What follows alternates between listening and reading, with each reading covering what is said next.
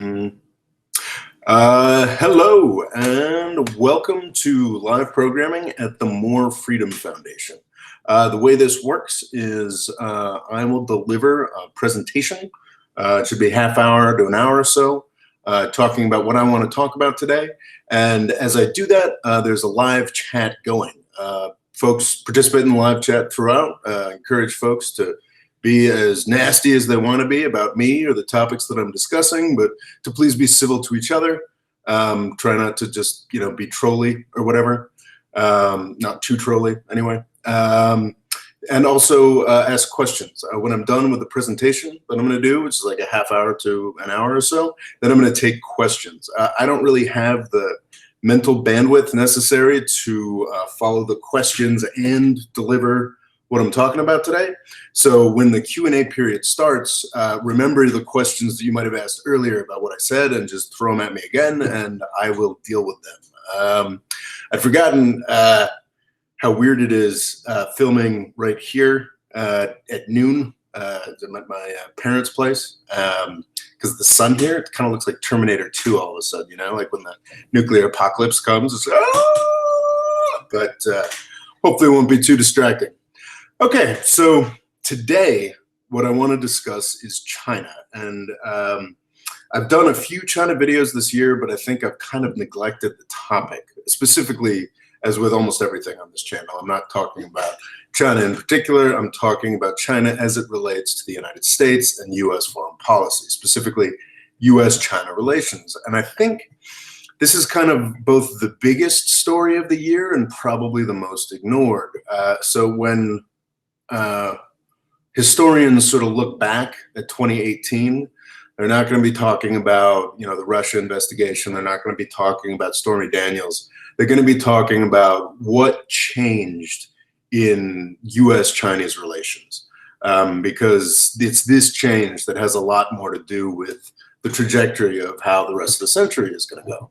And I think something has changed, and I think that that's something I should have been signposting more. I think I did, 4 or 5 months ago, I did some videos in the World War III series. I think that's going to be an ongoing series where I just sort of cover the chances of World War III and how things are developing. And obviously, the only way that a war like that is possible is with China on one side and the United States on the other. At this period, that's what it looks like. So I've looked at it a bit, but I haven't dived in as much as I should, mostly because I don't think I had anything that was particularly clever to say in short form. I didn't have videos that really added to the conversation. But I do think the shift is something that we should talk about. And at the end of this, I will talk about what I think the real threat from China is in 2018, what the real threat I think from China is long term, and what I think the real threat from China is in 2018 specifically. So I think I should sort of dive into it. And what more and more people have been signposting, just sort of on Twitter. I'm thinking of, some commentators, folks from the Cato Institute, more sort of, I guess, more right libertarian leaning folks, but that's, most of what I follow on Twitter. And people are noticing, like, holy cow, like, while we've all been, paying attention to, like I said, Russia or Trump or whatever, whatever the noise is, there's been a really tremendous shift. It's been a like a complete 180 in the way that commentators in the United States look at China. And what's interesting about it and why it hasn't been covered so much is there isn't a partisan divide here, really. It just sort of happened very quickly. Around the beginning of 2018, everybody in the United States, left, right, Republican, Democrat, decided to get a lot more paranoid about China. And this is really interesting because, and something that I don't think has been signposted enough or highlighted enough, because it's not really because of anything that China did. Now, I mean, China has definitely had, there have been big news stories out of China that have been troubling this year, for sure, but they're not like new things and they're not like direct threats to the United States. What they are is sort of the culmination or the continuation of strands that were already there. We've got the ongoing, I'm perfectly happy to call it at least a cultural genocide in the Xinjiang province of the Uyghur people, the Muslim minority in far Western China is being put into camps, forced re-education. We can't call it genocide, physical genocide yet, but cultural genocide is a term I'm perfectly happy using. And it's really, really horrific. But this isn't new. This is something that is where the fuller picture has been emerging in 2018, but it's not new. Xi Jinping sort of became the official president for life this year because of some party congresses at which he neglected to appoint a successor, as is the typical thing. I think 5 years before the end of a 10-year term, the Chinese leader usually appoints a successor. That didn't happen. It seems pretty well known that Xi Jinping has been consolidating power, but that's been happening for years. So what's interesting is that this change has happened, and it's a dramatic shift, not because of anything that China has done specifically. What's interesting is like the way that we looked at China in 2017, the first year of Trump, was completely different. I mean, you'd have people writing sort of happy articles about Xi Jinping showing up at Davos and saying nice things about globalization. You'd have folks talking about how China was actually stepping up and defending globalization and the international world order against Trump. I mean, that's what we were talking about in 2017, but in 2018, with very little actual action by China, it's completely different. And actually, this is just striking me, which is kind of interesting because I do have a sort of main reason that I think is behind this massive shift. And another one that just pops into my head is it's interesting because China is the natural ally of Europe right now when it comes to Iran sanctions, when it comes to that other big Washington, D.C. priority that absolutely nobody agrees with. China would be the natural ally for Europe. Yet the entire U.S. establishment, including the parts that Europe wants to come back to power and be their trusted leader again, are very much coming down on China. And that's kind of an interesting sort of realpolitik thing I hadn't quite put together before putting together this presentation, and I'm gonna have to think about more. So that's perhaps a very rational reason for this shift.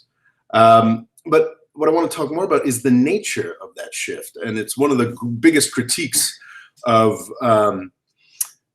China is this. They're these authoritarian groupthink, totalitarian, nasty thing. It's all nobody has their own thoughts, and Xi Jinping's in charge and making everything happen. But what's kind of interesting about this shift in the United States and the way the United States has viewed things is just how incredibly top down it has been.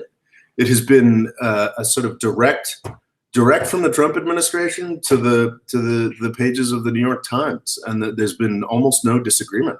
And it's fascinating because this was, I think there's two main sort of three main official proclamations of the new policy on China that we've seen. We've seen in October, there was the Pence speech. Vice President Mike Pence got up and gave a big speech. It's interesting. It kind of sank in the United States, but it was very significant, seen as very significant in China. It was the vice president getting up and giving a very solidly anti-China speech, talking about how threatening they were on a wide range of dimensions. Not as big a deal in the US as I'm sure Pence hoped, but a very big deal in China, and I think a big part of that. Going back to January and the release of the National Defense Strategy, there's a pronounced shift, and I think this is the reason why we're seeing this. It's sort of a circular thing. We're not seeing this shift because of threats from China. We're seeing this shift because the Defense Department needs to justify its budgets, and terrorism is disappearing, basically. The sort of Islamic fundamentalist jihadism, this, that, and the other thing. I've got a video coming up on this in the next couple of weeks to try and close the year with some good news. But yeah, this whole ISIS, jihadi terrorism, this, that, and the other thing that we were terrified about, 2-3 years ago, is basically disappearing because of the fall in the oil price. And I'll talk about that using a very, very Islamophobic data source in the next couple of weeks. It should be a fun video. But So that's great news, but basically the problem here is the Defense Department sees the writing on the wall. So they need to justify their budgets, and they can't justify their budgets, even though their budgets are as high as they are, to fight terrorism. Terrorism's disappearing. So they can't use that justification anymore. So the National Defense Strategy put forward by Mattis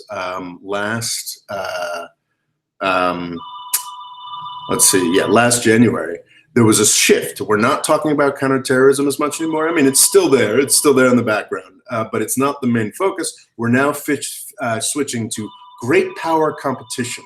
And what we mean by great power competition is China. Yes, Russia is a big deal, but that's pretty much bullshit. And we're now listening to my parents' voicemails. I apologize. But great power. It's exciting stuff. Offices, doctor's appointments for my, yeah, okay. Anyway, probably should have taken the phone off the hook. Anyway, the point that I'm making here is that the National Defense Strategy is shifting from one that is focused on counterterrorism, because terrorism is going away, to great power competition. And while Russia is definitely thrown into that and sort of added to that, I think anybody serious realizes that Russia does not pose a long-term geostrategigic threat to the United States. It's China. That's where the Defense Department announced it wanted to go almost a year ago now. It was a strategy that I think is dated in December, but it's released in January. And the rest of the Trump administration followed suit with, more cohesion and more unity than you usually expect from the Trump administration. You also had, the trade representative, it's Lighthizer or something, had a very detailed description of why the WTO accession for China had been a failure and how China was cheating, this, that, and the other thing. So that was interesting. That was surprising how unified the Trump administration has been on this. What is even more surprising is how quickly all media organizations have rushed to back this up. So this is quite an extraordinary bit of unity from a administration and a media apparatus that is usually seen as being in opposition to each other. So this is quite a shift, and I don't think it is justified by anything that China actually did. Now it's interesting because China is a different threat, or China poses a different problem for the United States than the vast majority of the problems that I discuss on this channel. Iran, jihadi terrorism, Russia, what else? North Korea. It's all largely bullshit. It's all stuff that doesn't actually pose any real threat to U.S. power or U.S. hegemony. Iran is basically just exists to justify U.S. defense budgets. The Iranian theocratic regime owes its continued survival to U.S. aggression. Without Bush's axis of evil speech, the Iran's theocrats would have been thrown out a long time ago. The Iranian people put in a reformer, re-elected it, desperately wanted to come back to the community of nations, and the U.S. government has just continued to piss in their faces. Iran, not a real threat. Russia, sort of pissant, country desperately, holding on to its self-respect. These are not real threats. China is a real threat, and I think that one of the things that I may get wrong, though I don't think there's none of the China videos that I'd like to revise, but I do think, and I have been thinking recently, that perhaps that I underestimate the threat from China. That I am too likely to treat China in my work here. I think I am too likely to treat China the way that I treat Iran or Russia or terrorism, as one of these bullshit threats, because China is, and I don't want to use the word threat because that's loaded, but China is absolutely, to use Bush's formulation, I can't believe I'm doing this, but it's true, is a strategic competitor to the United States. And the story of our century, of the century that we're living in, is very likely to be how the United States and China handle dealing with each other as great powers. And of course, there are a million other countries that factor into this, a million other details. I mean, India could completely change this strategic calculus. There's little that leads me to believe at this point that that's going to happen, but that's a very real possibility. Other powerful countries, I mean, who knows? The EU could get it together and all of a sudden be a factor in this again. But I think largely the story of this century is going to be the United States and China dealing with each other. So I need to treat that a little more seriously. I think I fall into the same language and the same stances when I talk about U.S.-China relations as I do with U.S.-Iranian or U.S.-Russian or U.S. Al-Qaeda relations, and that's a mistake because that's not true. The China issues are real. They are more serious. And they should be dealt with seriously. I don't think that's what we're doing now. I think that sort of this taking the cue from the Trump administration and letting them lead us into this very important strategic issue in the most chaotic way possible, this sort of madman theory approach is nuts. And also for it to be military-led is also nuts. I think it's a real problem that we basically let the military and to a smaller extent, the US Department of Justice lead the way on our switch in China policy here.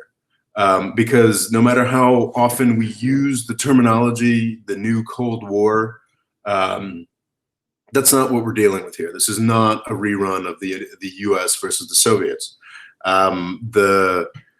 China is, in relation to the United States, both simultaneously dramatically less threatening than the Soviet Union was, but also dramatically more. It's the most authentic threat.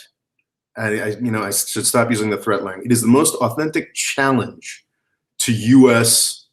power and supremacy that it has ever faced.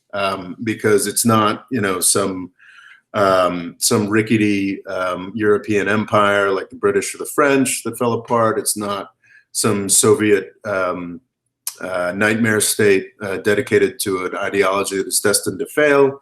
It is a civilization state. When, as we're seeing in Xinjiang and in Tibet, it's even with tremendous media coverage and tremendous sympathy, tremendous sympathy for the Tibetans, not for the Muslims of Xinjiang, because that's who we are as a world culture.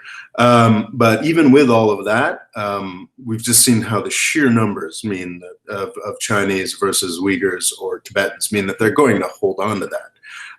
So China is not some empire that's going to disintegrate like the British Empire did or the French Empire did. It is not some, despite the fact that it's still nominally communist and it's going through some weird, I think, kind of probably last gasp for communist ideology at this point, I think.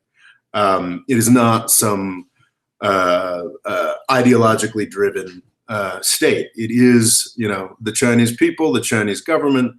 It's going to be around post-communism. It's going to be around and threatening. It's probably going to be more threatening commercially, ideologically, and militarily and economically post-communism than it is now. So this is something that is serious, but it needs to be focused with very different dimensions. What we're doing right now is we're fighting the last war. By letting the military take the lead on the China challenge, we are very much fighting the last war. We're fighting the Cold War here. We're assuming that containment is somehow a useful approach here, which is ridiculous.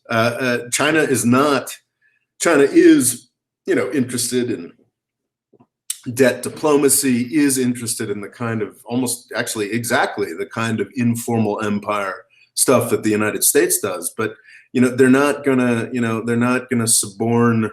They don't have some communist international that's going to suborn country after country. They don't have an ideology that has a large international contingent that approves of it. I mean, this is not what we're going to need to do. I mean, China, the U.S. government is desperately looking for a China-related insurgency to fight.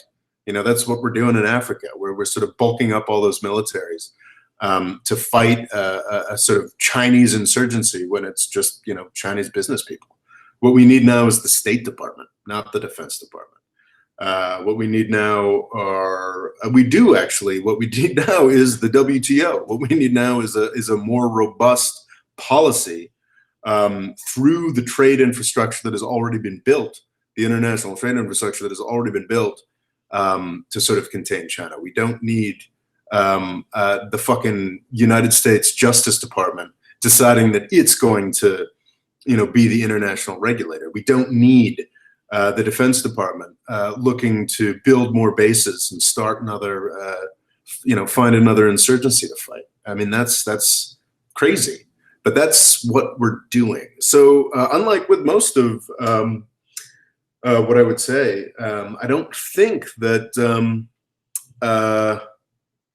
the instinct of the US government here is completely wrong. I do think that China is a serious challenge, and there's a possibility that I may have poo-pooed a little too much, that our trade approach, our diplomatic approach needs to shift and needs to be smarter in dealing with China, and needs to acknowledge that we're dealing with an economy that is around the size of the United States right now, and is generally conceded, I'm not 100% sure on this, is generally conceded to be likely to be much larger than the United States. I mean, this is a different setup. Maybe, and this is hard for me to admit, but I think maybe some of the sort of free trade orthodoxy that I've always grown up with. I've been studying the British Empire very heavily over the past year, and it's interesting how as soon as the United States got bigger than they did economically, they abandoned free trade. And that was sort of one of the big issues during World War II, was as Britain and the US were setting up the post-World War II order, it was the US really wanted the free trade, and the British were like, no, we want to be able to do preferences for our Commonwealth or whatever, because the British, the guys who came up with the idea of free trade, were no longer as interested when they weren't the big fish. So yeah, I mean, this is stuff that I have to evolve and think about. But I'm convinced that what we're doing now is the wrong way, very much the wrong way. So I'm not 100. The consensus is building now that, and I did a video about this. I think how the U.S. gets China wrong about 6 months ago, that I'd suggest you watch, and I think is very, very true. The growing consensus is that letting the China into the WTO was a mistake, and we should have, isolated them. We shouldn't have let this happen. I think that is terribly wrong, and is actually kind of an anti-human approach. I think the fact that China has been drawn into the capitalist world system is a tremendous, tremendous victory for humanity. Bringing 400 million people out of poverty in China. And I think because of the birth of that Chinese economy, it's also the reason we're seeing poverty reduction as those industries move to Vietnam and Bangladesh and Ethiopia and other places. Just the size of the economic pie, the way that the Chinese WTO accession has added to that economic pie, the economic pie of the world, has been extraordinary. Could it have been done differently and better? Could it have been done in a way that it didn't dispossess the working classes of Europe and the United States to the degree that it did? Yes, absolutely. But at this point, that's spilled milk, and we should not be, lusting for a counterfactual world where we had a North Korea of 1.5 billion, because I think that's what would have happened if it weren't for Chinese accession to the WTO. Okay, that overstates it, but I do think that that's sort of the alternate that people were thinking of, that, it would have been better if we just sort of kept China crushed and weird and outside of the world system. And I think that's a terrible mistake.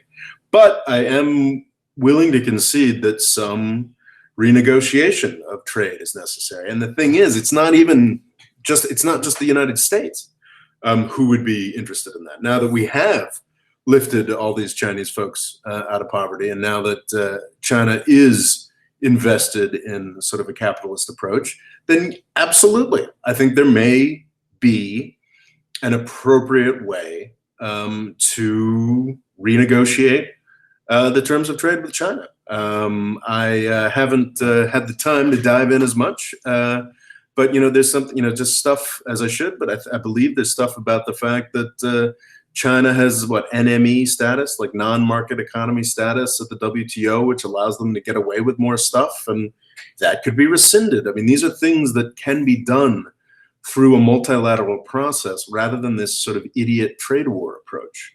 The whole framing of trade war and whatnot is something that is completely unnecessary. So let's say that, now I'm not going full Peter Navarro here. Is that his name? The one economist that Trump found somewhere who thinks that the trade war is a good idea. I'm not going full, let's strangle China with tariffs and whatnot. But say there is some value to that. Say there is, and I think there's a lot of writing that I've seen from non-Trumpist sources that say, okay, maybe the deal on trade with China should be negotiated. Like, what would have been the better way to do this? What we've done now, or would it have been to, I don't know, let the Huawei course case proceed, publicize that, and then do a multilateral thing? Instead, we've got this sort of, back and forth, reliant on Trump, ridiculous. There were a million better ways to do this process. And if we'd gotten the rest of the world on board, which I very much think the rest of the world would have been on board for some recalculation of the deal with China, this all could have been done much, much more smoothly. Instead, it's based on Trump tweets and DOJ cases that are going forward with no real, that's DOJ, that's Department of Justice, specifically referring to the Huawei case going forward. And there's no rhyme or reason to it. There's no logic. Specifically on the Huawei case, I think that's probably worth talking about a bit. So Meng Wanzhou, who is, I believe, the CFO and the daughter of the founder of Huawei, one of the most famous and successful Chinese companies, has been arrested in Canada, presumably related to Iran sanctions. And I think this is kind of crazy, and I think people are throwing a lot. I did a video on this specifically a week or so back, very proud of that. I think that sort of lays out the issues surrounding this and just sort of how nuts that is. But I just like to deal with a couple of the objections here. So people have pointed out that Huawei is under suspicion of cooperating with Chinese intelligence to try to hack U.S. resources or resources around the world. I'm tremendously suspicious of anything that comes out of the U.S. intelligence community, but I think that those allegations are possible. That could be something that's happening. And there could absolutely be a Department of Justice case that deals with that. But that's not what this arrest is about. This arrest is about Iran sanctions. And that's exactly as stupid a thing to have happen as I discussed for 10 minutes in that video a couple of weeks back. And that's insane. And yes, a proceeding on this question, this open question, is a good thing. The Department of Justice should be looking into whether or not Huawei is hacking things. Of course, absolutely. But you don't frickin' do that. You don't go and arrest. You don't go and arrest the founder. I mean, like, I absolutely want the U.S. Congress and the Department of Justice to investigate the way Facebook was used in the 2016 election. I don't think the first step there is throwing Sheryl Sandberg in jail. These are, I don't want to, well, yeah, I'll do a wholehearted endorsement for the fact that plutocrats should feel protected as they travel around the world. I think that's part of sort of diplomatic. Yeah, I mean, this is one of the richest and most powerful business people in China, and I think it is reasonable that that person should expect to be able to travel the world safely, just as we in the United States expect our business people, as long as they behave, to travel the world safely. I think there's absolutely, according to Chinese law, as we've seen by the Canadians they've arrested in the past couple of weeks, a lot of what the US does can be classified as espionage under their laws. Do they arrest Cisco and Facebook and Google and Amazon executives when they go to China? No, they fucking don't. They ban things, or they block competition, or they fine the companies. That's what's so frustrating, is that we've had tons of proceedings just like this with Iran sanctions for countries. I think Standard Chartered Bank is the classic example of a British bank that got a really hefty fine from the United States for busting Iran sanctions. We did not arrest the daughter of the board members of the Standard Chartered Bank. So that's one of these excuses for the Meng Wanzhou thing that I think was worth looking into. The other excuse that I've actually seen from some fairly large and prominent outlets, serious outlets, is that, oh, Trump didn't know. This was completely separate. This was, the DOJ had its own process and, made that happen, and the Trump administration didn't know about it, and it's weird that we should be bothering him with that. That's not an argument in favor of the Trump administration. That is an argument that the Trump administration is so disorganized that they didn't know that we were taking an arrest, making an arrest that was going to throw one of the most important bilateral relationship in the world out of whack. Yes, the DOJ is a separate institution with its own proceedings, but I do not believe for a second that the Department of Justice would undertake the arrest of a prominent business person of a foreign country in a foreign country without sending the proper notifications to the Department of State and the White House. And if the Trump administration is so poorly organized and so off its ass stupid that it didn't act on these notifications, then that's not an argument in the Trump administration's favor. The fact that this arrest happened exactly as Trump was announcing a deal with China is an indication of poor organization. But this idea that you can say, oh, Trump didn't know about it, and that's not what our president does is absurd. So yeah, I think it's a bigger scandal if Trump didn't know that the DOJ process was proceeding. What I do find more credible is that Trudeau didn't know that this was happening, because Canada tends to honor extradition requests from the United States. That's something that Canada does as a trusted ally and a country that thinks it can trust the United States. So I find that more credible, that this extradition request was processed and Wanzhou was arrested without the Canadian Prime Minister knowing. But if this was done without somebody in the US president's office knowing, that's pretty horrifying, and an indication that not an argument in Trump's favor. So yeah, okay, there's that.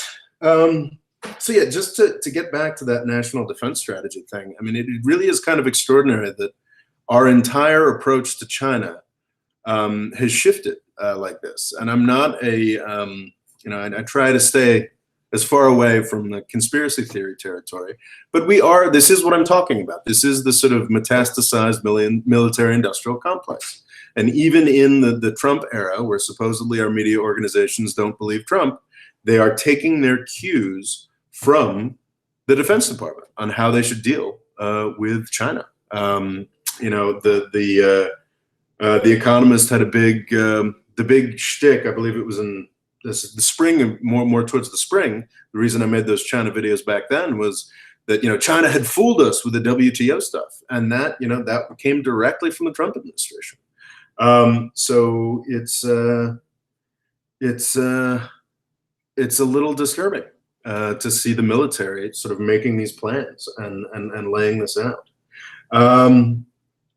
And I think I'll close the sort of presentation bit and get to questions. But the thing that I want to talk about, the title of this video, the real threat from China. And I think the real threat from China in the short term, and that's sort of a result of this sort of cat-handed process that the Trump administration has got us into, is not actually some kind of hacking or some kind of long-term economic strength or displacement of the United States. The real threat from China is Chinese economic collapse. There's been sort of prophets of doom about the China model since the 90s that have been wrong, but I think there's a lot of evidence piling up now saying that actually the sort of China miracle is, if not ending, is ending its phase of hypergrowth. According to official statistics, which are probably inflated, economic growth in China has fallen from the years of 10% a year down to 6%, and those are inflated. And it's also really key that in order to keep the growth going after the financial crisis, the Chinese government did an extraordinary amount of stimulus. And actually that stimulus had a lot to do with most of the world finally pulling out of the Great Recession. I meant to sort of Google it, but if you Google it, I think that sort of the percent of revenue, certainly the percent of growth of revenue for most S&P 500 companies, those are the, most Fortune 400 or 500? I think it's Fortune 500 companies in the United States and S&P 500 companies in the United States. I don't know what it is exactly, but the percentage of revenue and profits, and definitely growth of revenue and profits that come from China, is extraordinarily high. And this asinine, poorly managed process of trade negotiation that we've been doing with China this year has been savaging that. You can see that in the stock market right now. I think the headlines today were that, I think we're barely up on the day, or at least we were when I started this presentation, but the headlines this morning about the stock market this month are that it's actually the worst month since the Great Depression, since the 30s, the worst December. And I think Decembers are usually good years for stock markets, so don't quote me on that. But yeah, the worst December stock market since the Great Depression, since 1931. And that is because of this poorly managed attempt to rejigger the terms of trade with China. That's because of this trade war. So that's the real threat from China. I mean, you've seen the YouTube videos about the ghost cities. You've heard about the incredible overhangs of debt that the state-owned enterprises in China have. You can see that even their official growth numbers have fallen, back. They're certainly no longer the biggest in the world. I think Ethiopia is up there now. And they're not even any longer, they're closing down to sort of normal developed country numbers, and China is not a developed country. I firmly believe in China's long-term potential and long-term power. By 2100, I believe that they will be the largest, largest country, most powerful country. They will certainly be dominant in Asia. But the path that they get there will be interrupted. There will be crises. There will be slumps. And that's the real threat from China in the short term, because if the Chinese growth model falters, it's already faltering, but if it sort of sputters out, we're all in a lot of trouble. The world economy, the US economy. So in the short term, the real threat from China is not, the Chinese military, it's not Chinese economic growth, it's the end of Chinese economic growth. So that, I think, is the end of the established program, and I will now spend the next hour or so answering questions. First, I'm going to grab myself a Diet Coke. There we go. Diet Coke grabbed. And all right, Q&A. What can I do? Questions. Oh, that's a great question. Logo Cool Extreme, probably I don't know. I'd feel bad. I mean, all the fans are awesome, but Logo's definitely one of the most dedicated. Asks a great question. Aren't you being selfish for wanting China's rush to capitalism and democracy to be slowed down to preserve U.S. power? Also, you got a donation from someone. You should read it. YouTube etiquette and all that. Oh, wow. Shit. Okay. Thanks, Loga. So I got a super chat. Oh, wow. Okay. Hassan M. Thank you. Got a £5 super chat from Hassan M. Thank you, Loga, for reminding me. I lived in China for 6 years. They're a more professional Russia. They use liberal democratic institutions and bastardize it. Marco Rubio gets it, by the way. It's interesting. You know, I'm not a huge Marco Rubio fan, but I, wouldn't be surprised if, as a stopped clock, he gets this one right. As I said, yeah, I believe that this is an actual threat.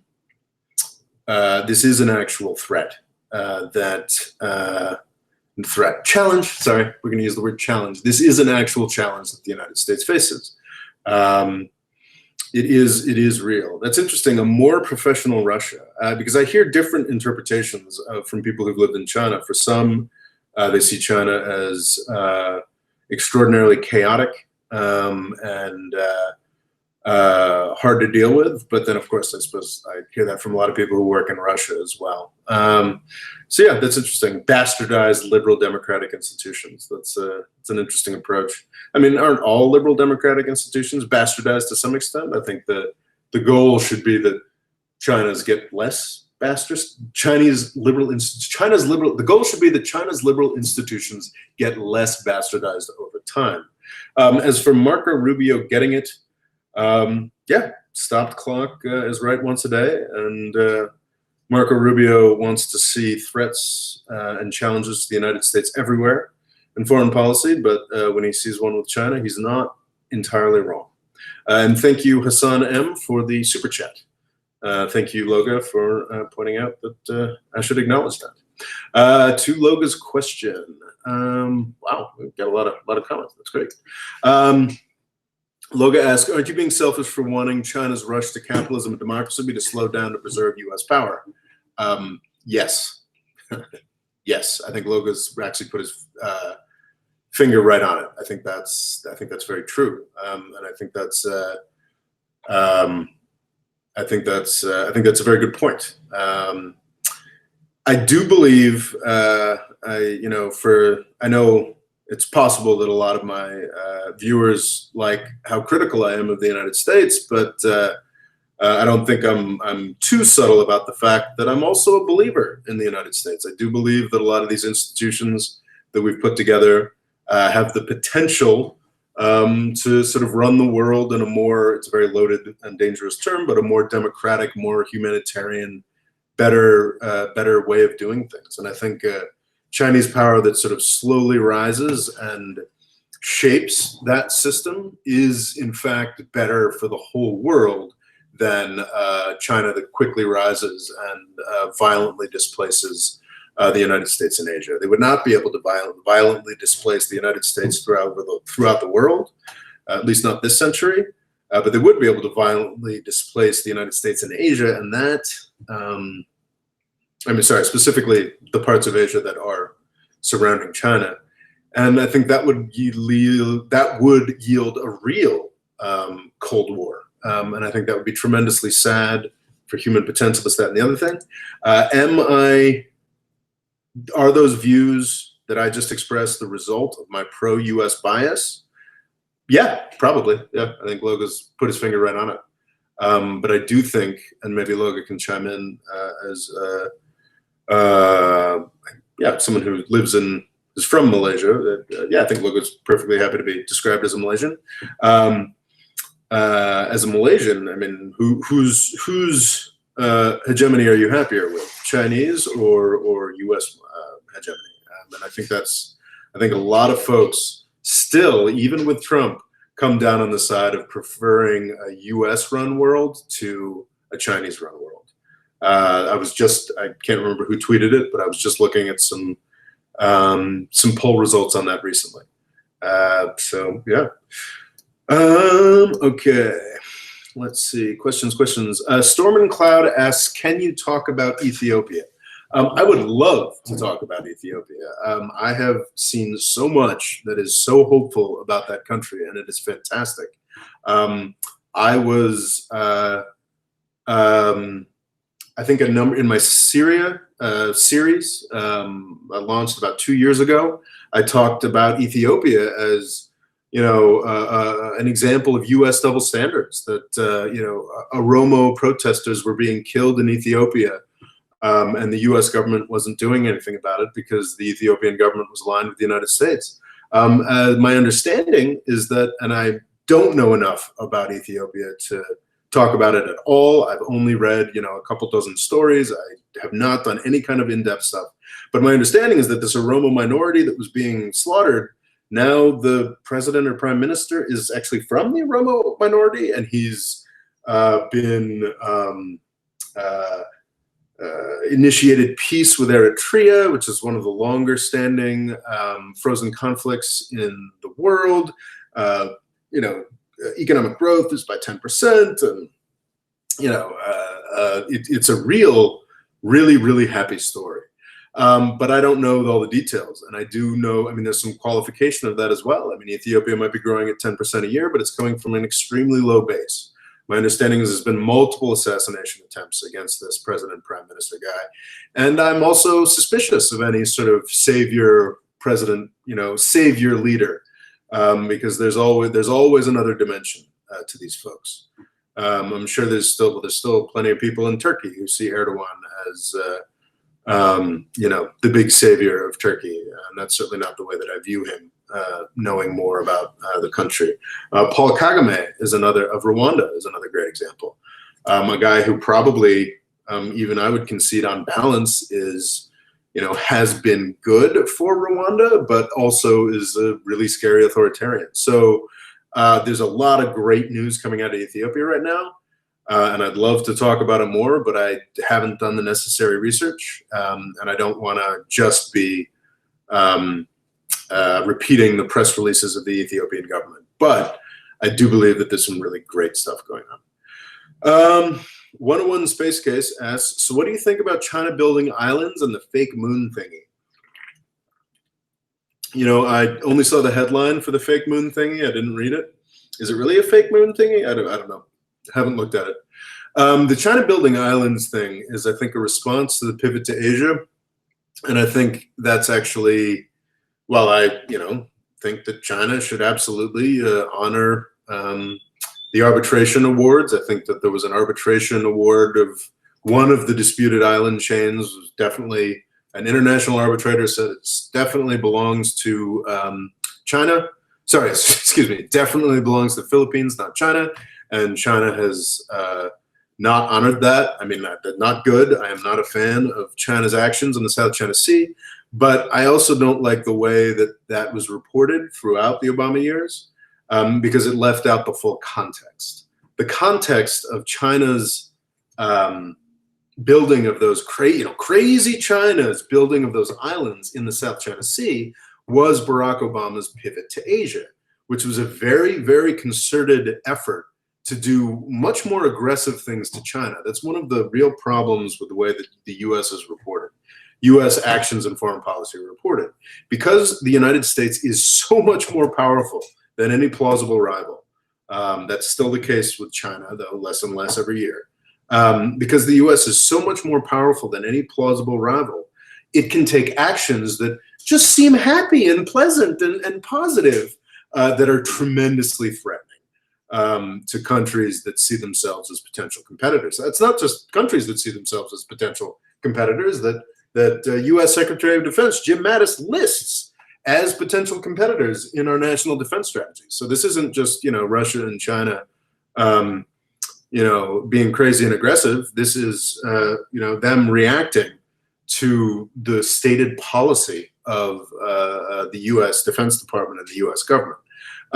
So back to that pivot to Asia. So this crazy island building strategy was, I see it as more of a desperate attempt by China to save face, because what was happening during the exact same period of time, the United States carved off Myanmar and Vietnam as Chinese allies. These are solid Chinese allies. Vietnam is a communist state. I mean, okay, it overstates it to say that they're solid allies. China and Vietnam are countries that have fought each other for centuries and this and everything, but at least nominally they have the same ideology and they both saw themselves as anti-imperial countries, yada, yada.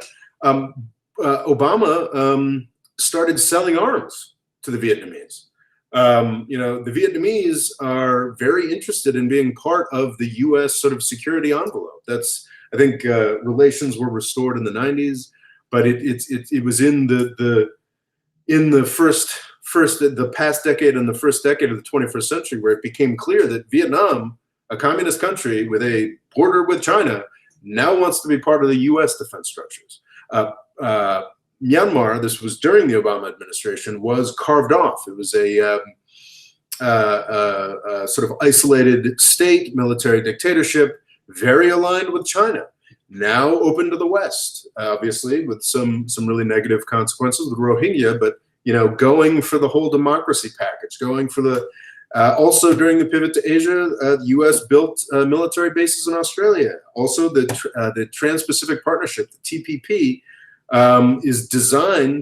was designed specifically to aim at China's lifeblood, the trade. So these are tremendously threatening actions by the United States towards China that were going on during this entire island building process that were not portrayed that way. Because the U.S. is so much more powerful and can just do stuff like sign trade agreements and sell weapons to somebody that don't look crazy and threatening. So as far as the fake islands, not the fake islands, the building islands, obviously don't approve of it. I think it doesn't add anything, and I think it does add to instability. But this idea that it was just this crazy thing that China decided to do out of nowhere is very incorrect. That is not what was going on. Okay. Are both China and Israel involved in the Myanmar conflict? Huh? I gotta say, that's the first time I've heard of Israeli involvement in the Myanmar conflict. Though, honestly, I wouldn't be surprised if there were Israeli charities, sort of anti-genocide, anti-Holocaust type organizations taking an interest. But this is the first I have heard of any Israeli involvement in the Myanmar conflict. Is China involved in the Myanmar conflict? Absolutely, deeply, truly, madly, deeply, at great length. They are a neighboring country. Now, when you say Myanmar conflict, I don't know exactly what you're talking about, Ruben Garcia, because there are a lot of conflicts in Myanmar. There's the most important one, the one that I have been drafting a video on for months, probably will not get out until early next year, is the Rohingya massacres in the Rakhine state of Myanmar. But Myanmar has something like 8 to 10 different, I think it's 8 perhaps, or maybe it's 8 different official ethnicities. And then the Rohingya are not an official ethnicity and are being sort of ethnically cleansed. Actually, full-on genocide might be the appropriate terminology there. So there's a lot of Myanmar conflicts at any given point. Any one of a number of those ethnic groups were involved. I'm sure China had some relation to some of them. So yeah, Ruben Garcia, that's a very large and very vague question. Are both China and Israel involved in the Myanmar conflict? China definitely is. To what extent, it depends on which conflict you're talking about. And I have heard next to nothing about Israeli involvement in the Myanmar conflict. Maybe that's some Facebook stuff. Who knows? Okay. Questions. Where are these questions? Questions. Watching out for Morpheus S. Are we watching out for moon Nazis? It's interesting. Okay. Logo Cool Extreme asks, what's the difference between nationalism and patriotism, and does it even matter? Or useless word salad? Yes, Logo Cool Extreme. I would say worthless. I would say useless word salad. Patriotism is the kind of nationalism that people like, and nationalism or racism or whatnot is the kind of nationalism that people don't like. Yeah, I think that's pretty true.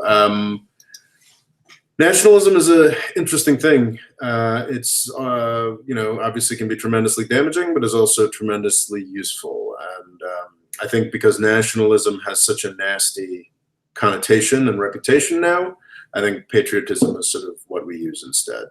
That oversimplifies. I mean, patriotism, I think, is to some extent an older idea.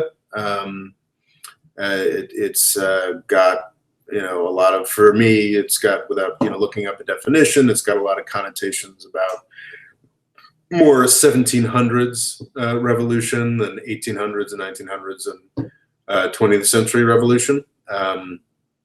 But yeah, I think they're fundamentally describing the same instinct, my country over all others, that sort of thing. So yeah, I think useless word salad is definitely where I'd go with that. Though absolutely you could write a dissertation on the differing connotations and origins and meanings and this, that, and the other thing.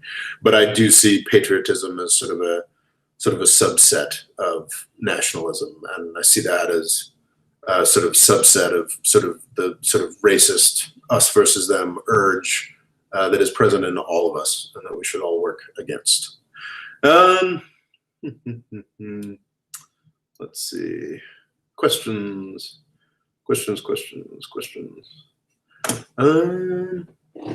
Yes. Okay. So it seemed. Oh man, I'm having trouble going up and down here. Ruben Garcia says, yes, the killing of the Rohingya ethnic people is what I meant about the Myanmar conflict, and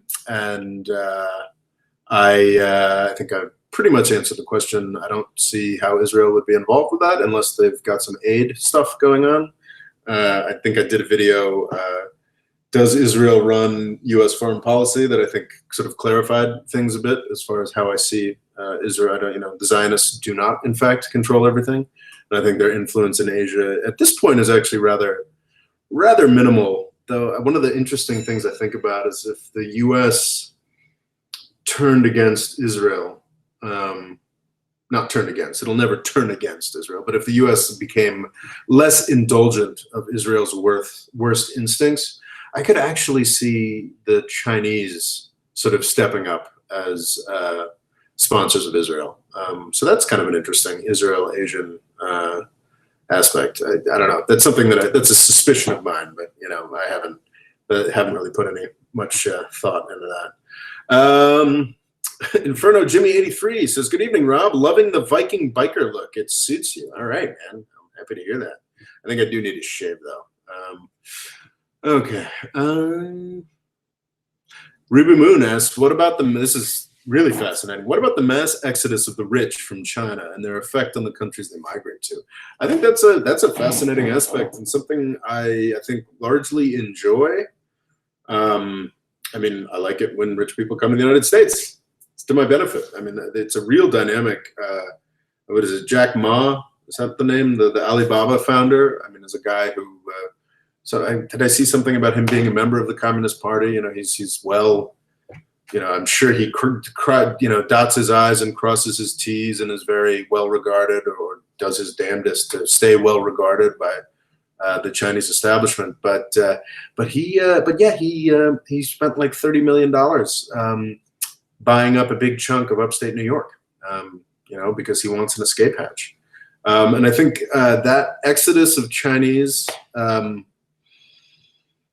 I think that's actually a really firm indicator of the sort of thing I was talking about, how China definitely has another few crises to go before it truly gets to its, before it truly can compete with the United States and truly becomes a challenge to U.S. hegemony.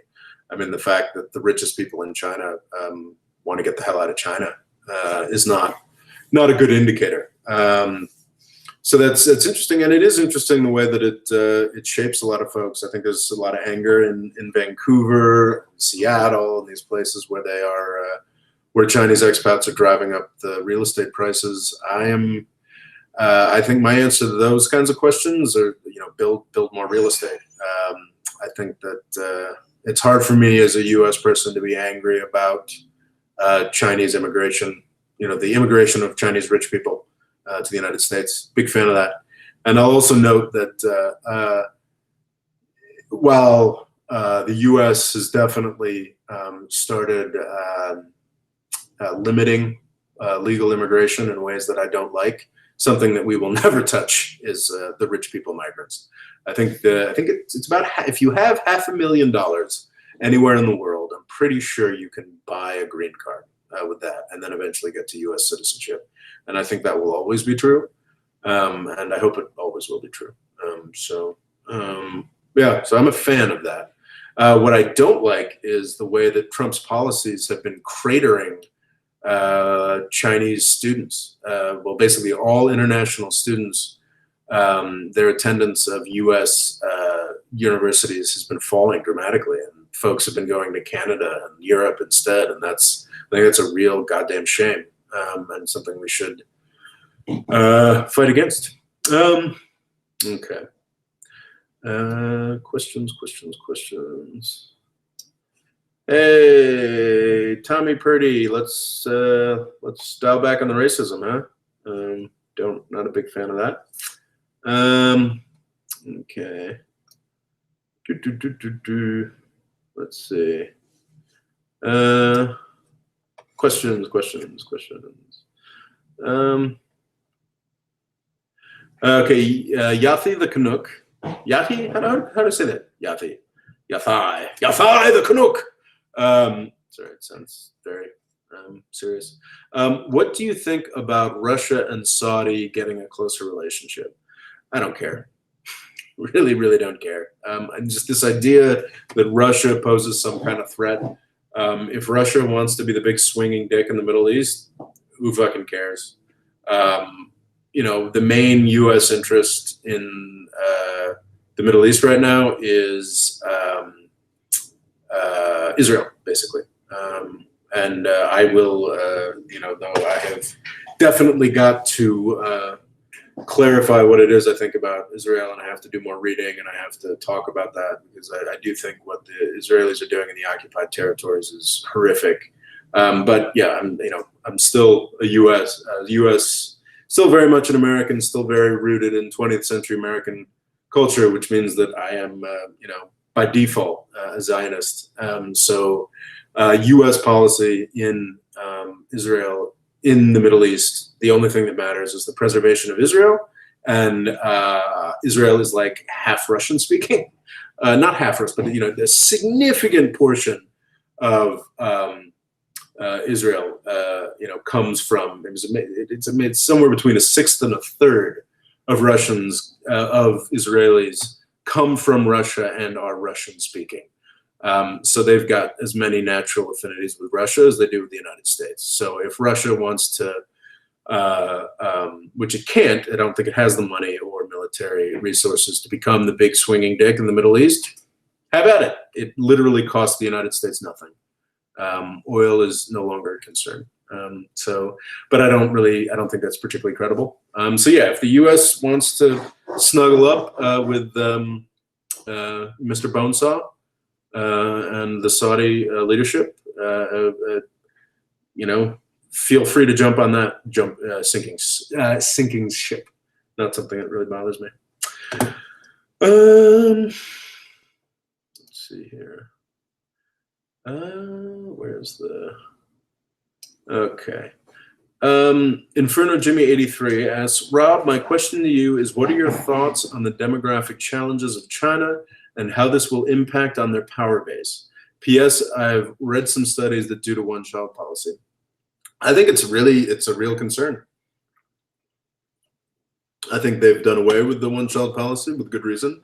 I think that, I think it's a real issue. And another indication that China's got a crisis coming before it really gets dominant.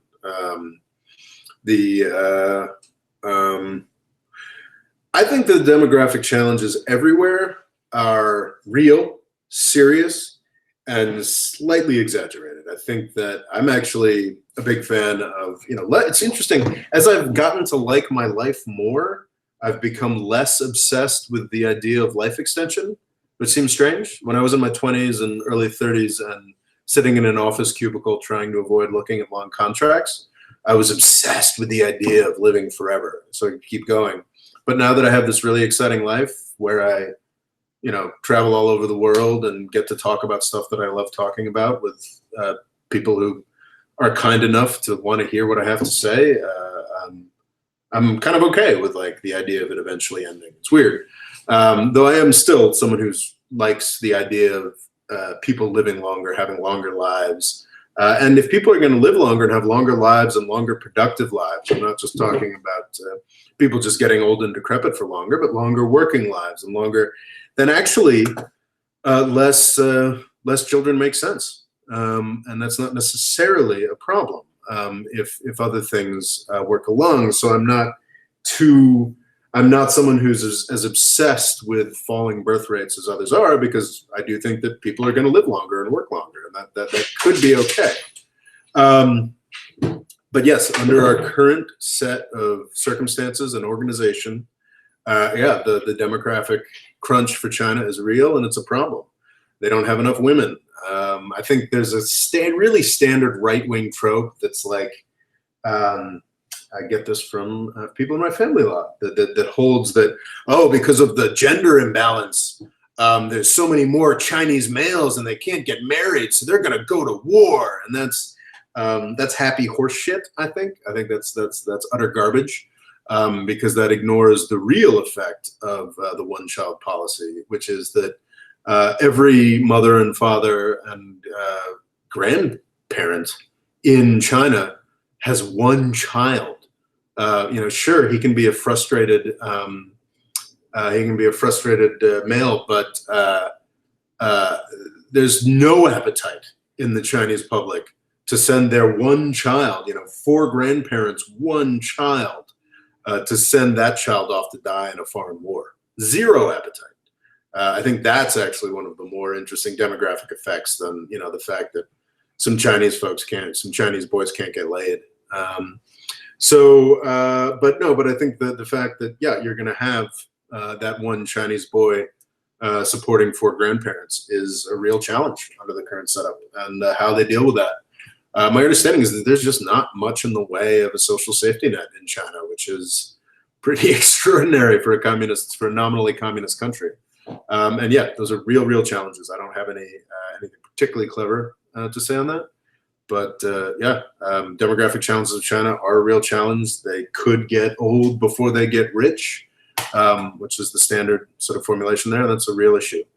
And another reason why I think China is more likely to have some crisis coming than not. Okay, questions.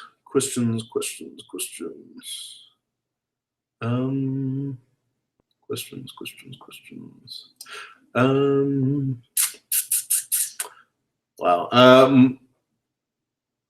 Logo Cool Extreme asks, any tips on how to defeat PAS, P-A-S, the incompetent Islamist party in my country, controlling the poorer states in my country?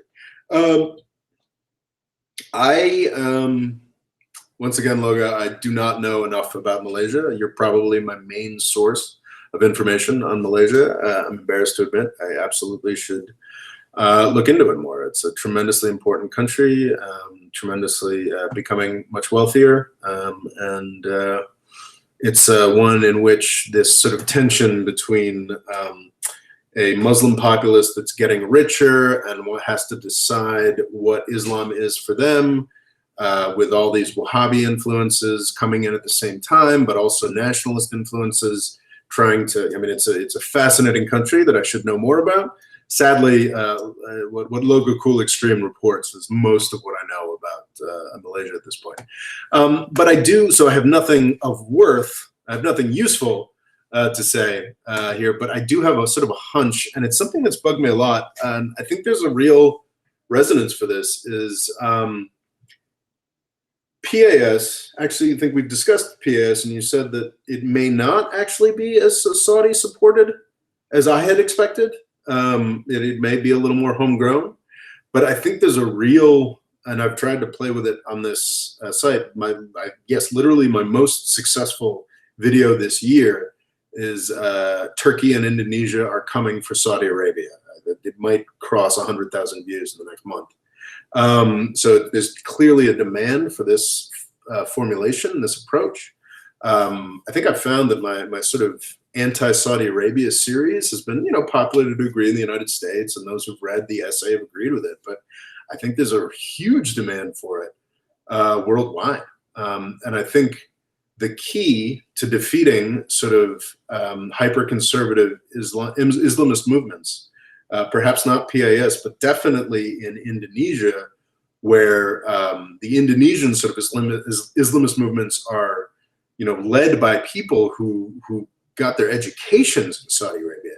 The key to defeating those movements, I think, is nationalism, actually.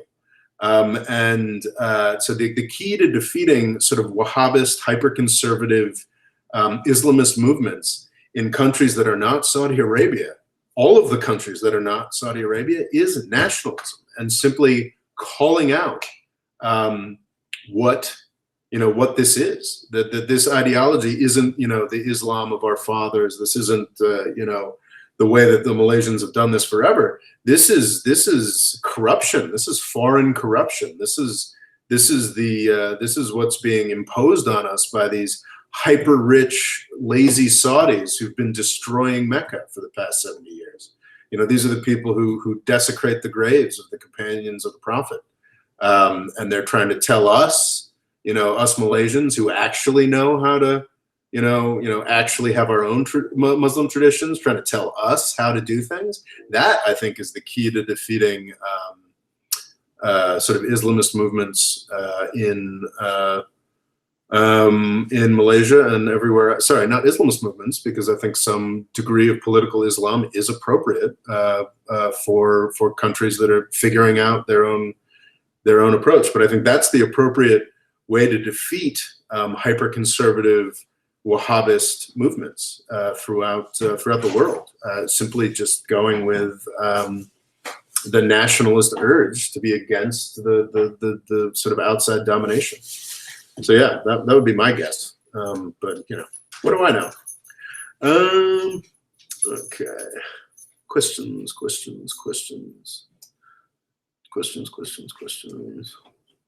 That's interesting. AJ, sort of as a counterpoint, says the Islam of our fathers did not support nationalism either, though.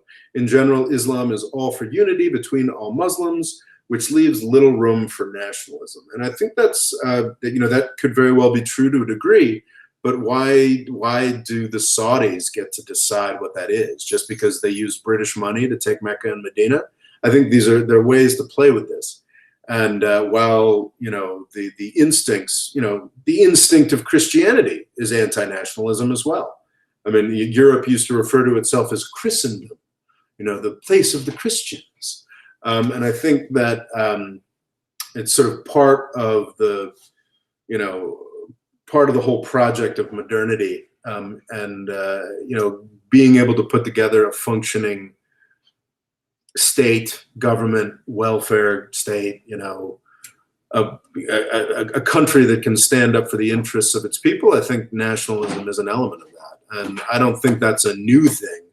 I think that, no matter how unified the Islamic instincts might have been, you had 20 years after Muhammad's death, you had, different factions and different locations that had their own national versions of Islam. I mean, sure, you can argue that there are elements of the ideology that are more unified and large, but just don't pay attention to those elements of the ideology.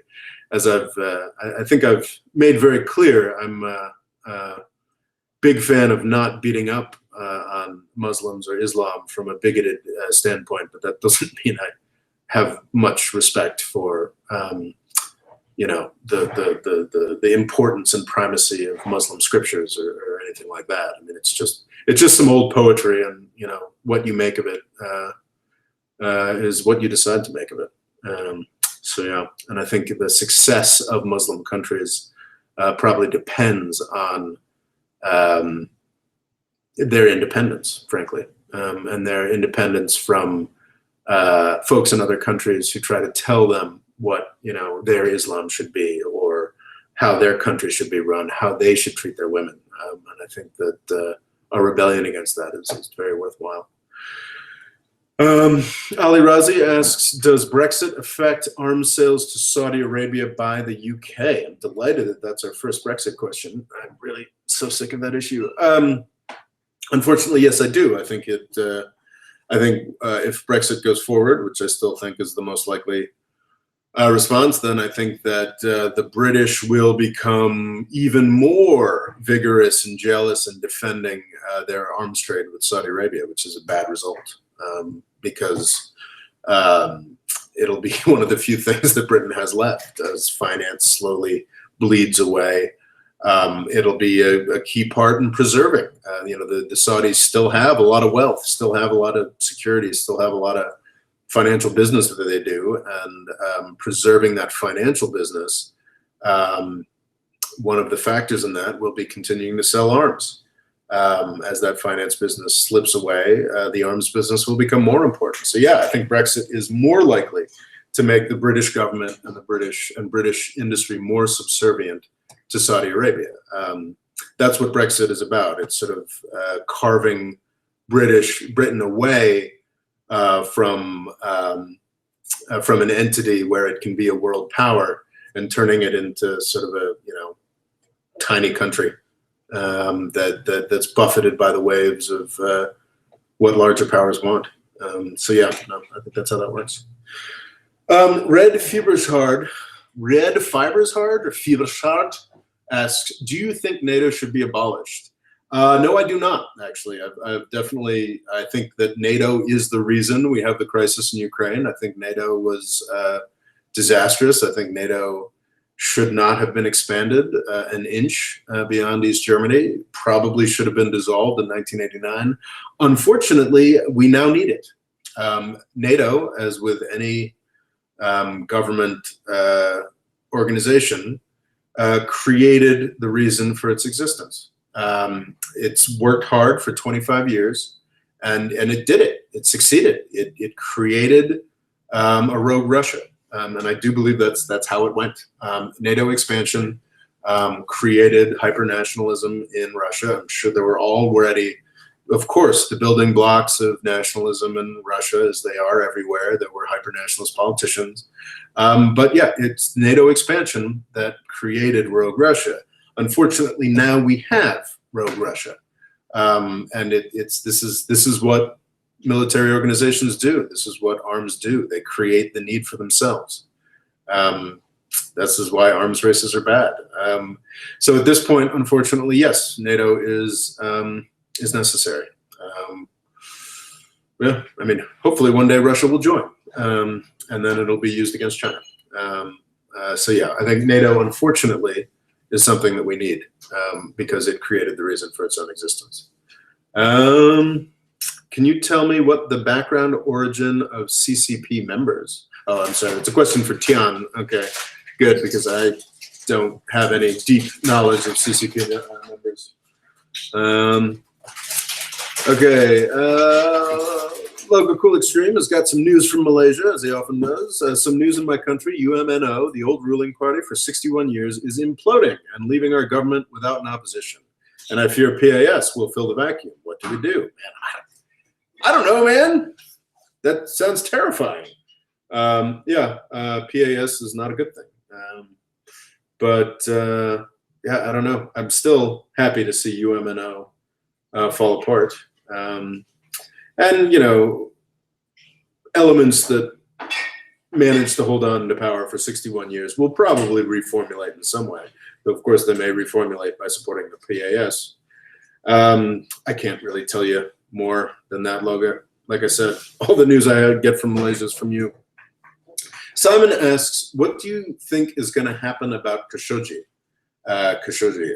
Interesting Khashoggi thing. Someone had pointed out over Thanksgiving, had a guest at my family's place, talked about Khashoggi is actually a Turkish name. It's Kaşıkçı, which I believe is like spoon seller or something like that. So Kaşık is spoon and Kaşıkçı. So that's interesting. Jamal and Adnan Khashoggi are actually sort of Turkish origin, which is fascinating, actually, considering how important Turkey is in dripping out that news. So what do I think is going to happen about Khashoggi? I think that much of what is going to happen about Khashoggi has already happened. I don't think MBS is going to fall over it. I think it has created lasting damage to the U.S.-Saudi relationship, and I think that's fantastic. I think it has made a solution to the war in Yemen more possible, and I think that's fantastic.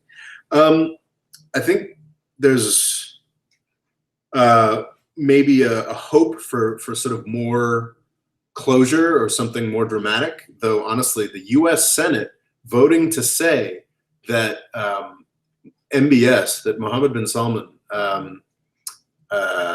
is a killed this man, that the head of what's the about to be head of state of Saudi Arabia is a murderer. That's pretty dramatic stuff. And MBS is, at least for a decade or so to come, is going to be Mr. Bonesaw, and I don't think he's got more than a decade in power to go. So. No, this is huge. There will not be a satisfying instant result, though. There will not be, Saudi pulling out of Yemen in disgrace immediately, or there will not be. There's a distinct possibility, of course, that MBS could fall dramatically. Mohammed bin Salman, the Crown Prince of Saudi Arabia, could fall dramatically, but it's not that likely. But it doesn't mean that this Khashoggi affair has been useless or hasn't caused real change. It has. It's changed the calculus on a million different things, and it's pretty horrific that the man had to die for this to happen, but it is a positive movement, and that's a good thing. Oh wow. Ali Razi says today one of Syed Mohammed Khatami's fan pages said that he has passed away.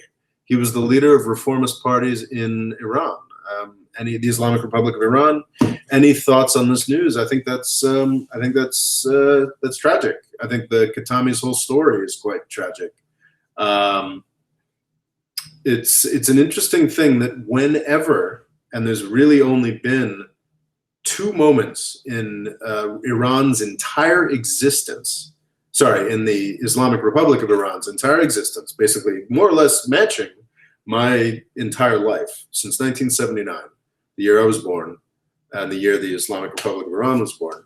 There have been 2 points in that entire 40-year history where the United States was not feverishly attacking and trying to destroy Iran. That was during the 90s, when I guess the U.S. was more focused on Iraq, and was not, using Iraq to try to destroy Iran as it was throughout the 90s, throughout the 80s, and the Obama administration, which wasn't even really, it was a half step off, because as the Obama administration was trying to do the nuclear deal and trying to open up to Iran with one hand, it was also doubling its troop presence in Afghanistan on the Iranian border, and destroying one of Iran's few allies in Syria. So it was only a half letting up. But whenever that happens, Iran elects reformists who desperately want to open up the economy and become normal countries. It's only when the U.S. goes after them in a big way that we get lunatics like Ahmadinejad. It's only, the axis of evil speech or invasions of both of Iran's neighbors that bring about a crazy Iranian leadership. And Khatami, sorry, it took a while to get back there. Khatami was the guy from the 90s. He was the guy who was elected, who was going to reform Iran, who was going to sort of bring things around. But, he was as ever, stymied by the hardliners in his own country and the hardliners in the United States. And that's a shame. But I guess rest in peace, Khatami. And sorry to see him go. And he tried to do good and failed, which, happens a lot. But I gotta hope that in the aggregate, arc of history bending towards peace and justice, happiness, la-di-da. I think it is. I still do think it is.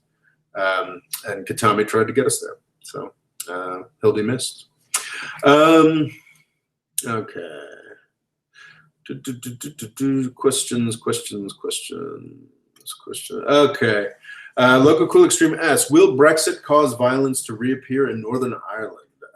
P.S. Khatami's still alive, according to Wikipedia. Okay, well, if Khatami's still alive, I guess I apologize for eulogizing him. Yeah, go Khatami. Glad you're still alive. Will Brexit cause violence to reappear in Northern Ireland? That's a real possibility, and it's one that it's funny, when I was doing my anti-Brexit videos in the run-up to when I was attempting to influence, I was foreign influence on the Brexit.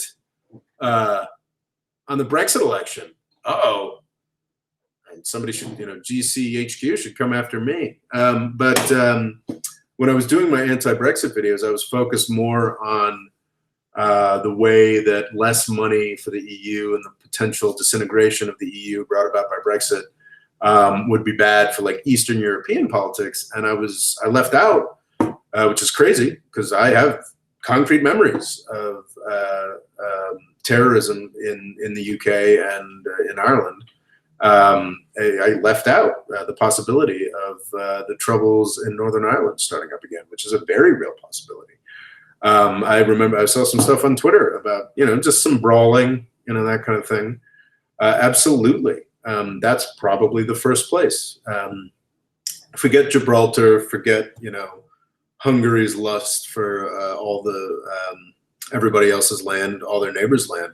Yeah, Northern Ireland is probably the first place where it would kick off. It would be much more manageable than a conflict over Gibraltar or Hungary, attempting to invade a neighbor, because the British government and Northern Ireland and Ireland, and sadly, have a lot of experience with terrorism in Northern Ireland, and it'd be a real goddamn shame for that to reignite. And yes, Brexit has serious chance of reigniting that, and damn, that's dumb.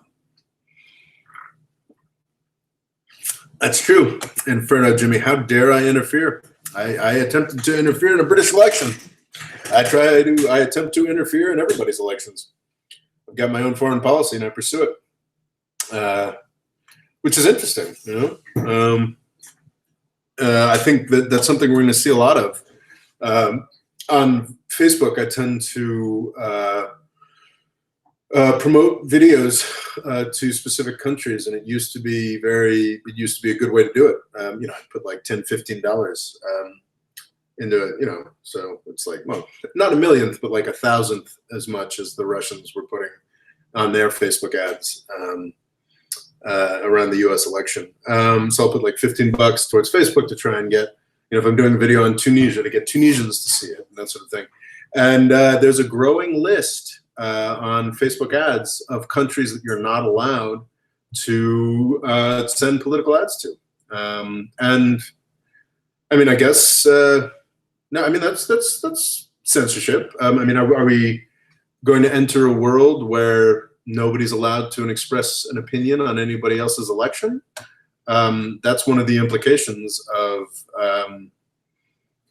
what we saw yesterday, the news story yesterday. So yeah, it is interesting. I mean, it's quite possible that this channel could start getting blocked in foreign countries, which would be a shame, I think. And if you think so, call your legislator or whatever. Call your legislator. Tell them we want Rob interfering in our elections. But yeah, that's this whole Russia panic has that implication of just sort of shutting down discourse everywhere, which is a real shame. But yeah. Fife Bilby asks, why did the USA invade Iraq in 2003? There's a ton of excuses for that. I think the main excuse is that the U.S. military wanted to get used. You can say, oh, it was Israel, it was the Zionists, it was, I don't know, the Bushes, or, blah, blah, blah. But honestly, I think the U.S. military wanted something to do, and it got it. Now, and specifically, that's, okay, I don't want to, because I think Powell was kind of against it. I'm sure, like, members of the Joint Chiefs of Staff were concerned about what this meant for their boys, the military folks. But just like the broader military-industrial complex, from Congress people to journalists to academics to certainly defense contractors, just, wanted there to be a reason for them to have their jobs. And they certainly succeeded. That's sort of, I guess, becoming a theme of this Q&A is bureaucracies will create reasons for their own existence. So just as NATO created a rogue Russia over the past 25 years, the sort of defense foreign policy establishment in Washington, D.C. wanted something to do. So they invaded Iraq. And that doesn't go back down to 2003. That goes back to I always forget whether it's 1990 or 1991, which is embarrassing because it's one of the I was 12 years old. I was 11 or 12 years old. I remember the initial invasion of Iraq. The initial Gulf War conflict with Iraq. So that was something in 1990, 1991 that was, there were a lot of people who were like, holy shit, the Cold War's over. Does this mean that, we gotta put our weapons away and go home? And it was the Gulf War and that interaction with Iraq that preserved something for the military to do, and kept a lot of bases open and kept a lot of military expenditure churning. So yeah, I think there's all manner of explanations, war for oil, this, that, and the other thing, but I think that's the main thing, just using the military. So, yeah.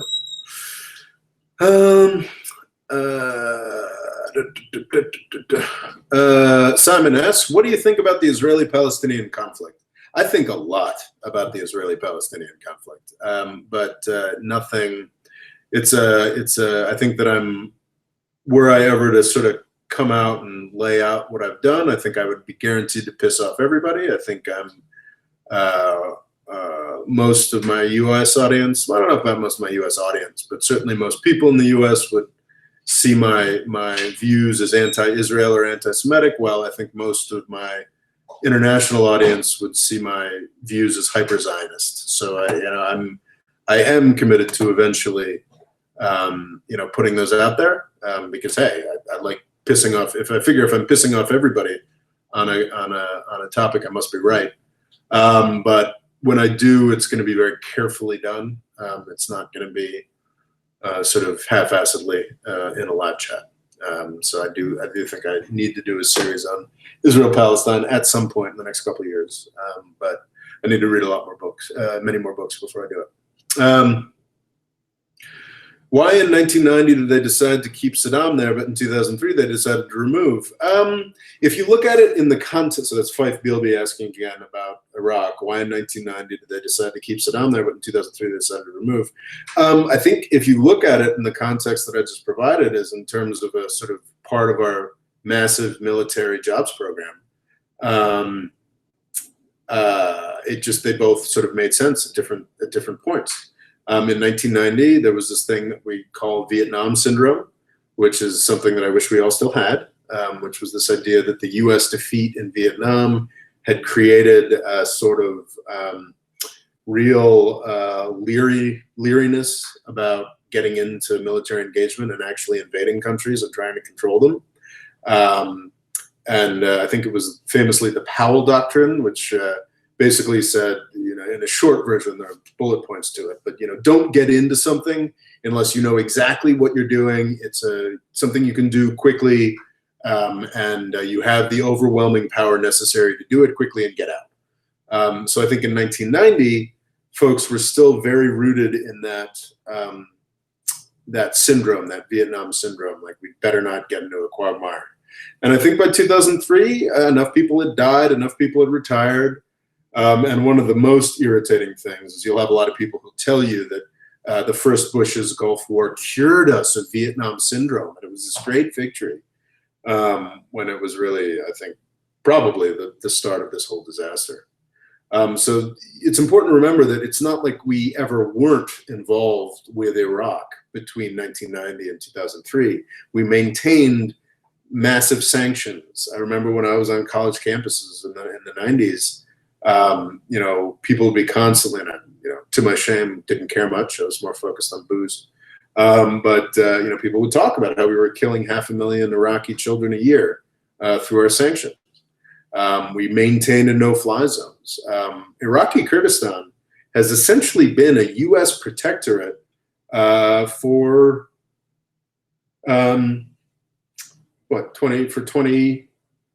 for almost 30 years now. I mean, yeah, for almost 30 years now.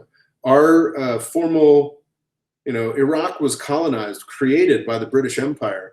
The U.S. colonization of Iraq has now lasted 33 times as long as the British colonization of Iraq. So yeah, this, I think it's part of the same process. And I think in 2003, you know, the military-industrial complex was confident enough to do an actual invasion and destruction again. Whereas in 1990, they could, you know, there was enough money to be made in just maintaining a no-fly zone and setting up the protectorate in Iraqi Kurdistan and whatnot. But Iraq has been a money spinner for the U.S. defense industry for 30 years now, and unlikely to stop. So, Tommy Purdy says, "Hey, nice kitchen, Mo." Well, thank you. It's not my kitchen; it's mom and dad's. I'm here in the New York City suburbs. I do have an apartment of my own in New York City, but I do spend a lot of time at my folks' place because it's much nicer and bigger, and also for live chats because my mom's computer has a working webcam, whereas my laptop does not.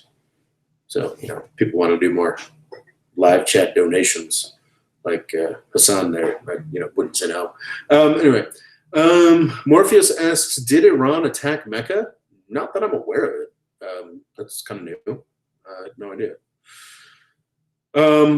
Moo0198 asks, do you think Trump will betray MBS? I think Trump already has betrayed MBS, and I did a video on this, gosh, almost a year ago now. If you sort my videos by most watched, it's the one with MBS, Jared Kushner, and the Dome of the Rock on it. Yeah, absolutely. MBS, the Saudis are getting played very hard by Trump and company. You know, MBS thinks that at some point the U.S. is going to, because this is the kind of language that Trump, Pompeo, Mike Flynn, not Rex Tillerson. So, hey, thanks, Morpheus. Appreciate it. Thank you, Morpheus. That's a super chat from Morpheus. Generous fella. Appreciate it. Like £5, or is that euros? Oh, €5. Well, thank you. What was I saying? So the Trump administration has already betrayed Saudi Arabia repeatedly because of the language out of the Trump administration. John Bolton, Mike Pompeo, Mike Flynn, all these people has been hyper anti-Iran. MBS has taken them at their word. And MBS has given the Trump administration opportunity after opportunity after opportunity to invade Iran, to start a war with Iran. And the Trump administration has not yet taken them up on that. And I think that's fantastic. So Trump is fundamentally not about helping other people. He's about looting. He's about you know, squeezing as much as he can out of a country. So Trump is leery of condemning Saudi Arabia for the Khashoggi issue and ending the gravy train for sure. But you know, he's interested in arms sales. He's interested in the amount of money that Saudi Arabia spends at his hotels. He's not interested in that. Wow, good Lord. Thank you, Inferno Jimmy. That's £10 from Inferno Jimmy 83 for Rob's laptop fund. I'm very grateful. That's very kind. Wow, it's been a lucrative chat. I appreciate it, guys. Appreciate it, guys. Cool. So yeah, I think I answered that question. Well, well, thank you, folks. That is tremendously generous. I'm very grateful. Okay. So have Morpheus or Inferno Jimmy 83 got specific questions I can answer? You guys have both been tremendously generous. Anything I can answer for you guys specifically? All right. Logo Cool Extreme asks, why do those oil selling rejects even want a war with Iran? How does it benefit them? Well, Saudi Arabia very much sees itself as the ruler of, it sees itself as the worldwide leader of Islam. As I talked about with that Indonesia, Turkey, Saudi Arabia video last month, it's doing so well. That was one of the great things that Trump did for them by taking that first trip to Saudi Arabia, was allowing them to portray themselves as the leaders of Islam. That's tremendously important to them. And it's when Iran turned into this, fanatical Islamic Republic in 1979 that self-perception was challenged dramatically. Like that really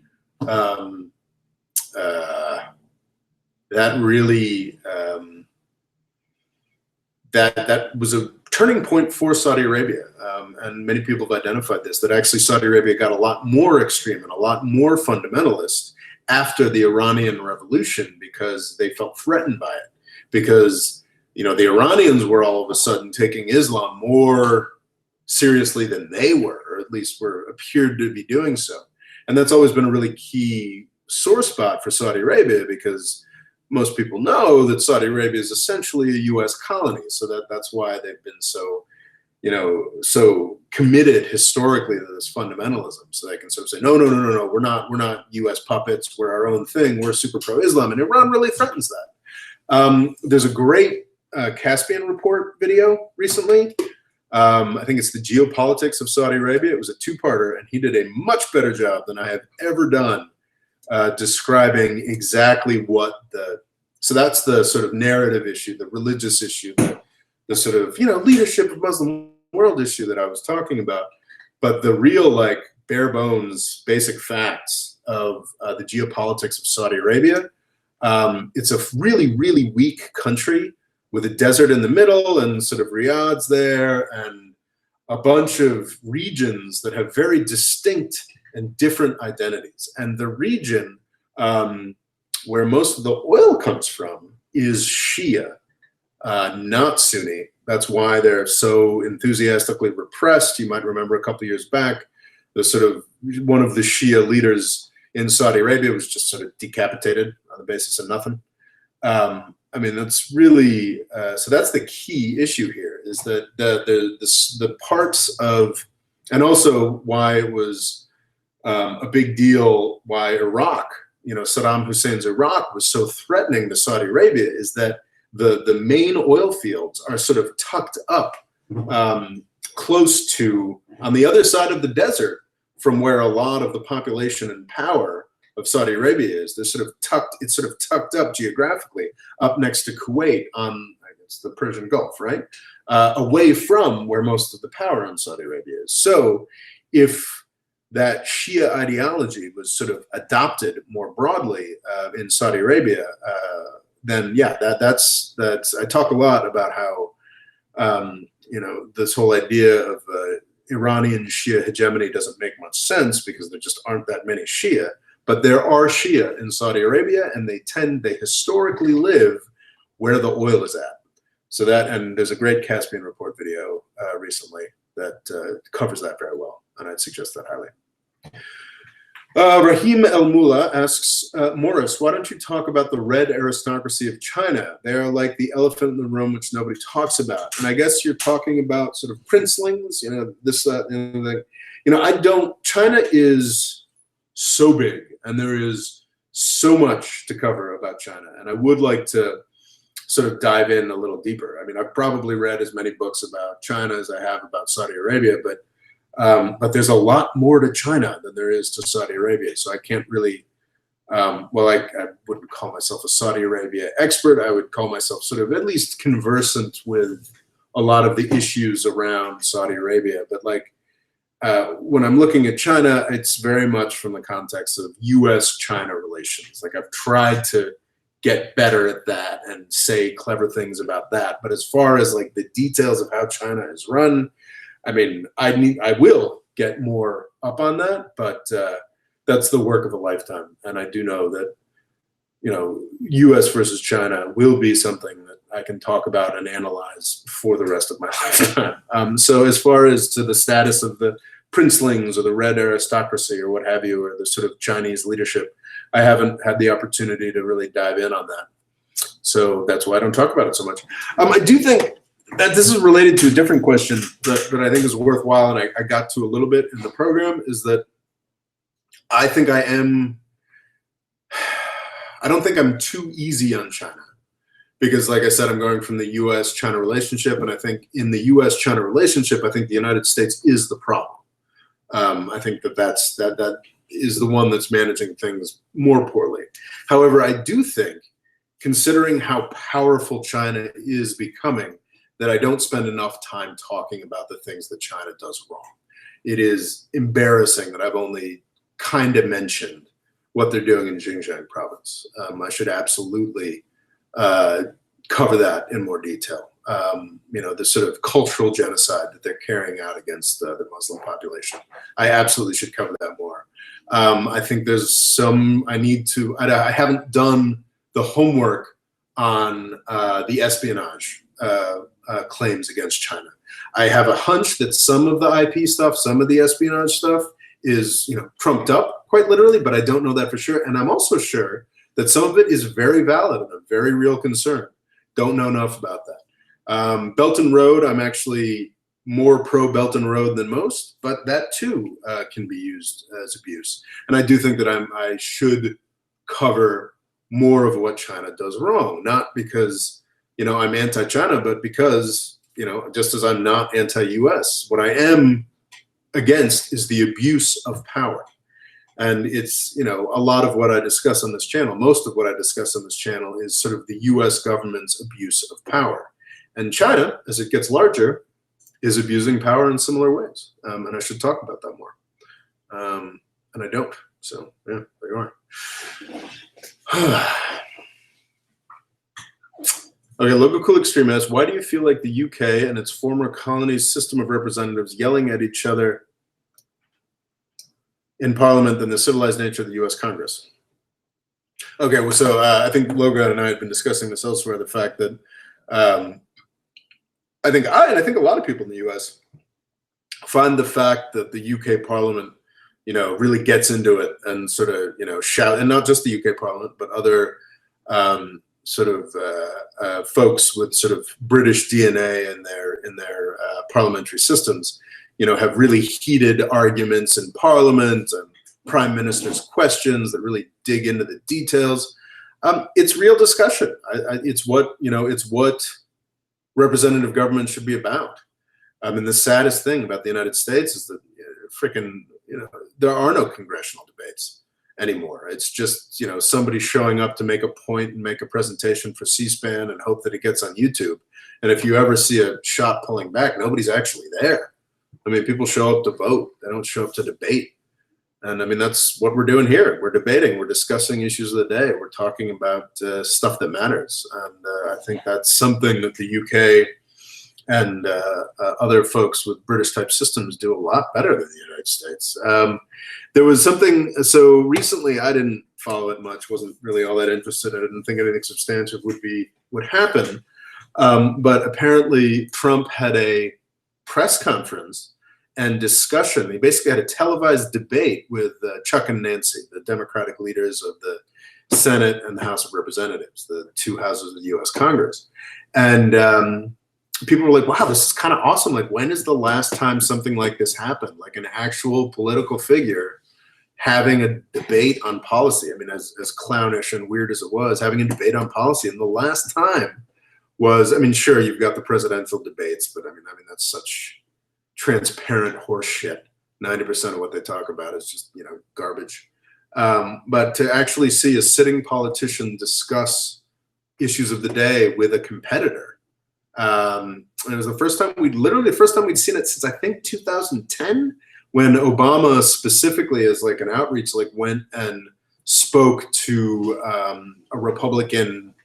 a group of Republicans. He like went to some Republican, I don't know, some leadership conference or something like that, and like did basically prime minister's questions, which is the tradition where the prime minister goes and the British prime minister goes and sits and gets grilled, gets interrogated very angrily by members of parliament.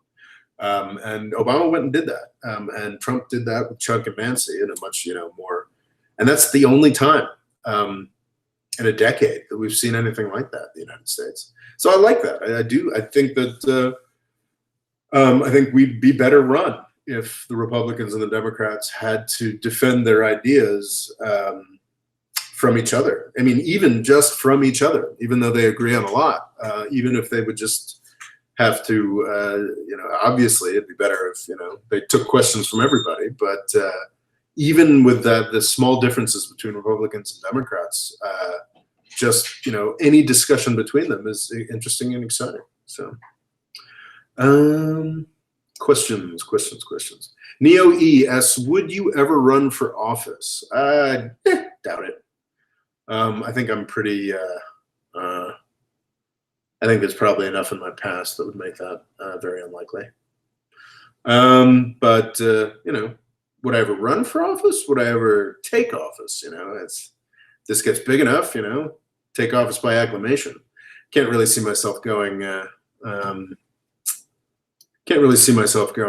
door to door and kissing babies and shit. It's not really my shtick.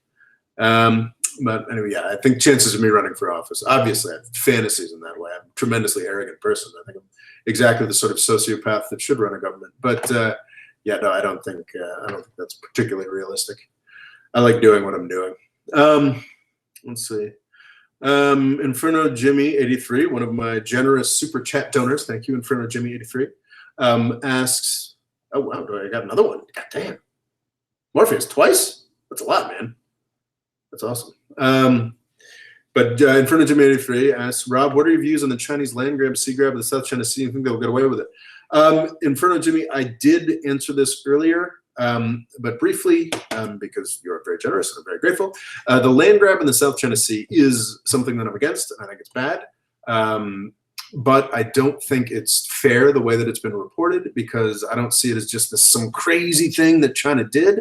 I see it as actually something that happened in the context of a whole bunch of aggressive moves from the United States, sort of generally called the pivot to Asia that Obama and Hillary Clinton, his Secretary of State at the time, executed. So yeah, they put some cement on some islands, but at the same time, the US carved off Vietnam, carved off Myanmar, built military bases in Australia. And I mean, these are just the things I can remember off the top of my head, and was putting together the Trans-Pacific Partnership, which was a trade agreement aimed directly at China. So I see the craziness in the South China Sea as a sort of inadequate face-saving response rather than some crazy thing that China did. I would go in more detail on that in front of JM83, but I did mention it earlier. I have a more detailed treatment, like, half hour, 45 minutes back. So thank you. Morpheus did another super chat, man. Wow, tremendously generous. My stands on Noam Chomsky. I have never, actually I did read a Noam Chomsky book. And it's interesting because, I used to consider myself I still consider myself a conservative, but I was a much more traditional conservative, and, whining about Noam Chomsky is a big part of that. But while I haven't read a Noam Chomsky book in 15 years or so, I've come to appreciate his stance on a lot of things, because what he says about, and I remain conscious, and I think it is a valid critique. I think there's, he wasn't, and actually that might be, part of my problem now, where I'm not as critical of China's abuse of power as I am of US abuse of power, and that's something I should work on. My understanding is that he has a pretty bad legacy with the Khmer Rouge. He's like, oh no, it's all blown out of proportion. This is the Cambodian folks who killed 2 million people. He was more interested in the fact that Indonesian allies of the United States were killing, massacring people in East Timor at the same time. So that used to be. I mean, I think that's a valid critique, but the fact that Noam Chomsky has been focused on the abuses of U.S. military power for 50 years is a pretty extraordinary legacy.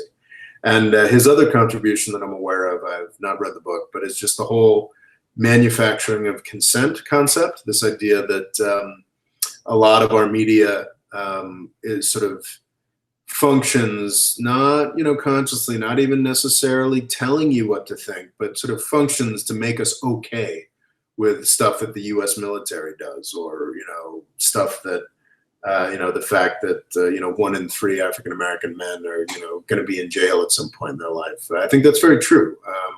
So yeah, I haven't, in my 20s, I was very knee-jerk anti-Chomsky, and I think the only time I read one of his books was back then, and it didn't convince me. But as I've sort of lived abroad and seen what the U.S. actually does, what the United States actually looks like from the outside, I find Chomsky to be more and more impressive.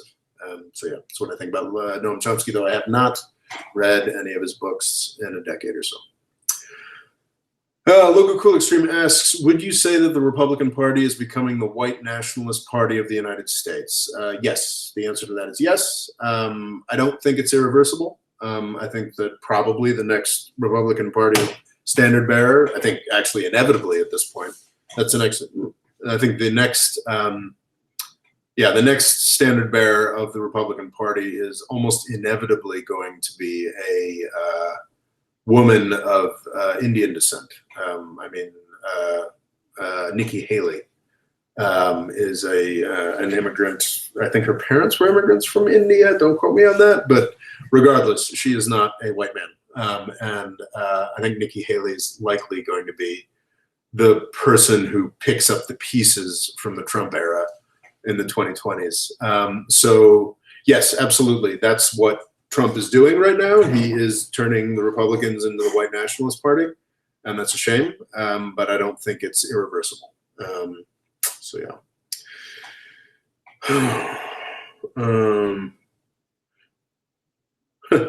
Wow, that's a great question, Red Fibershard.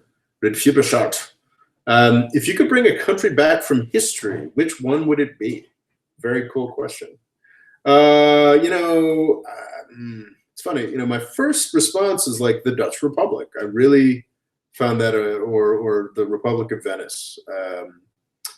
Both, I think, of course, if either of those countries were all of a sudden to be, back in the 2018 world, they'd be horrible, horrible, horrible places.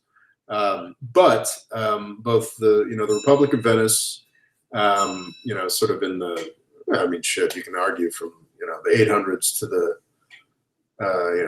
even into the 1600s, and the Dutch Republic from the 1500s, 1600s, petering out in the 1700s, were really extraordinary places to be.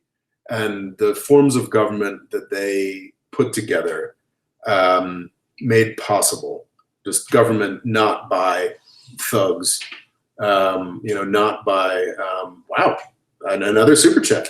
Thank you, Dan C. Those are countries that I miss. I think the Dutch Republic and the Republic of Venice are two countries that really moved human nature forward in important ways. That's extraordinarily Eurocentric. Those are two places that I've read about a lot. There's a lot of other, impressive periods of time and places.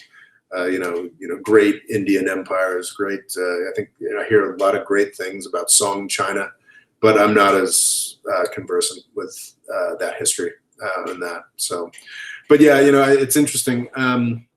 The very question itself, like, would I want to bring back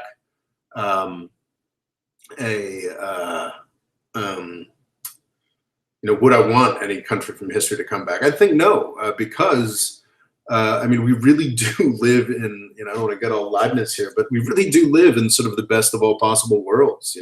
Voltaire and Candide were wrong. Things are getting better. Things are getting better all the time, and absolute standard bearer places, world historically amazing places, you know, ancient Greece, the Dutch Republic, the Venetian Republic, Song China, you know, these places, were they to be sort of pop up and be in existence again, would be some of the most horrible places on earth. You know, ancient Greece was a slave society. The Dutch did horrific things in modern Indonesia, the Dutch Republic. Also, I think is it the Dutch Republic that actually didn't just depose one of their leaders, but deposed and killed and consumed him. Yeah, I think the mobs of Amsterdam actually ate one of their leaders. I could be wrong about that. So yeah, I mean, horrible places. But there's definitely great things in the past to be admired. But we wouldn't want any of it to come back today. Dan C, thank you so much for that generous. Jan C contributed 10 euros and said there is an international movement to get Rob a new laptop, and I appreciate that. Very grateful, Dan C. Do you have a particular question you'd like me to answer? Fadel Gueda asks, do you have a conversation with a person who's not alive any longer in English? Who'd it be? If you could have a conversation with a person who's not alive any longer in English, who would it be? Mayomata Musashi, who's a teenage idol of mine, I think. I'm going to massacre this. I read the book 20 years ago, but I found it very, he's a figure from Japanese history that sort of legendary samurai guy who, you know, managed to be good at everything and sort of completely under his own power. That's interesting, sort of libertarian fantasy there, isn't that? But yeah, I remember he was a sort of a hero as a kid, really impressive guy. So that's a good one. You know, Stan Lee just died. It's another childhood hero I'd like to speak to. I mean, obviously, you know, before I sobered up, I would have loved to sit down and have some whiskey with Winston Churchill, but I don't think he'd have much respect for a non-drinker. Yeah, I mean, yeah, I'm not. I think those would be interesting folks. There's a lot of, there's a great, I don't know if you've ever, great series of novels called The Baroque Cycle by Neil Stevenson. And it just does this I'd recommend it really, really highly. It does this extraordinary job of telling this action tale, this sort of really absorbing action story, but also giving the history of late 1600s, early 1700s intellectual and political developments in England and in Europe more broadly. And it really, it's sort of the depiction of the Royal Society, these sort of folks like Isaac Newton and Hooke and Boyle, is it Boyle? I don't know. And Sir Christopher Wren, I think he's in there, and some other folks who just sort of invented a lot of modern science and like sort of what that sort of mad doctor stuff was about. So yeah, I think it'd be kind of fun to, you know, hang out with the Royal Society in, you know, circa 1670s in London. That'd be kind of cool. So yeah, very cool question, Fado. Logo Cool Extreme says, so Rob, you like Rome? Name 3 songs about Rome. Laughing my ass off. Songs about Rome? I don't know songs about Rome. And I'm not a huge fan of Rome. Well, I don't know. I guess hard to say. I think we should all know more about Rome. But certainly in the Italian peninsula, I'm a bigger fan of Venice than Rome, historically speaking. Okay. Ramo SVTT says, I disagree with that. From a Muslim's perspective, things are getting worse and worse. I dispute that tremendously highly, actually. But of course, I'm not a Muslim, so I could be wrong. But really, from a Muslim's perspective, things are getting worse and worse. I think from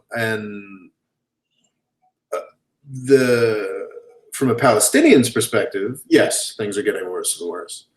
From a Yemenis perspective, absolutely. But from a Muslim's perspective, that's tremendously overstated.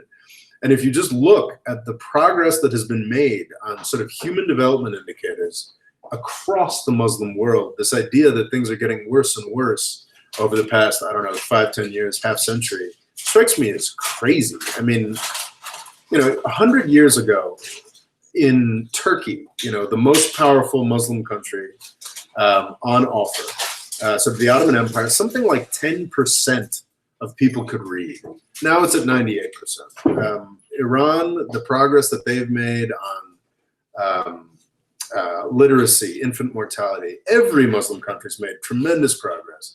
And while I agree, I'm sympathetic to the idea that there are certainly Muslims that have had a hard time, or the Iraqis or Syrians that have been victimized by the U.S. or Palestinians that have been victimized by Israel. This idea that from a Muslim perspective things are getting worse and worse strikes me as incredibly myopic, and I disagree. And perhaps that's absolutely not my space to say, but I do not agree with that. I think that the world is really in a much better place, and even the Muslim world. And I think that especially as countries like Turkey and Indonesia, 50 years ago, talking about countries like Turkey or Indonesia or Malaysia having similar development stats or similar power in the world to places even in Eastern Europe would have been ridiculous. But now, Indonesia and Turkey are more powerful than all but 2 or 3 European countries, and many other ones as well. I think that, I totally agree that the United States has made a disgusting hash of policy in the Middle East specifically, but this idea that Muslims are worse off now than they were is something I disagree with. And it's a tragedy what the U.S. has done in the Middle East, for sure. But okay. All right. Thank you so much. No, I've got some more time. Oh gosh, we've been doing this for 2 hours now. Questions. I am tremendously grateful to the Super Chat folks. Dan C., Morpheus, who donated twice. Inferno Jimmy 83, 10 pounds. Wow. Morpheus 10 euros, Jimmy 83 for like most of 10 euros, and then all the way up towards the front, which is Hassan. Oh man, I can't scroll up. I am tremendously grateful to the Super Chat folks, but I'm grateful to everybody for sticking it out and listening and watching all of this. It's a tremendous honor that folks think that what I have to say is of any worth at all. And this channel would be impossible without you guys.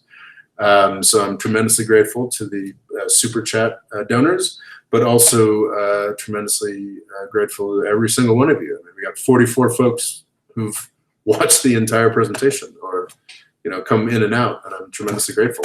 Thank you so much. It's wow. My name is Robert Morris. This is the Mo Freedom Foundation YouTube channel.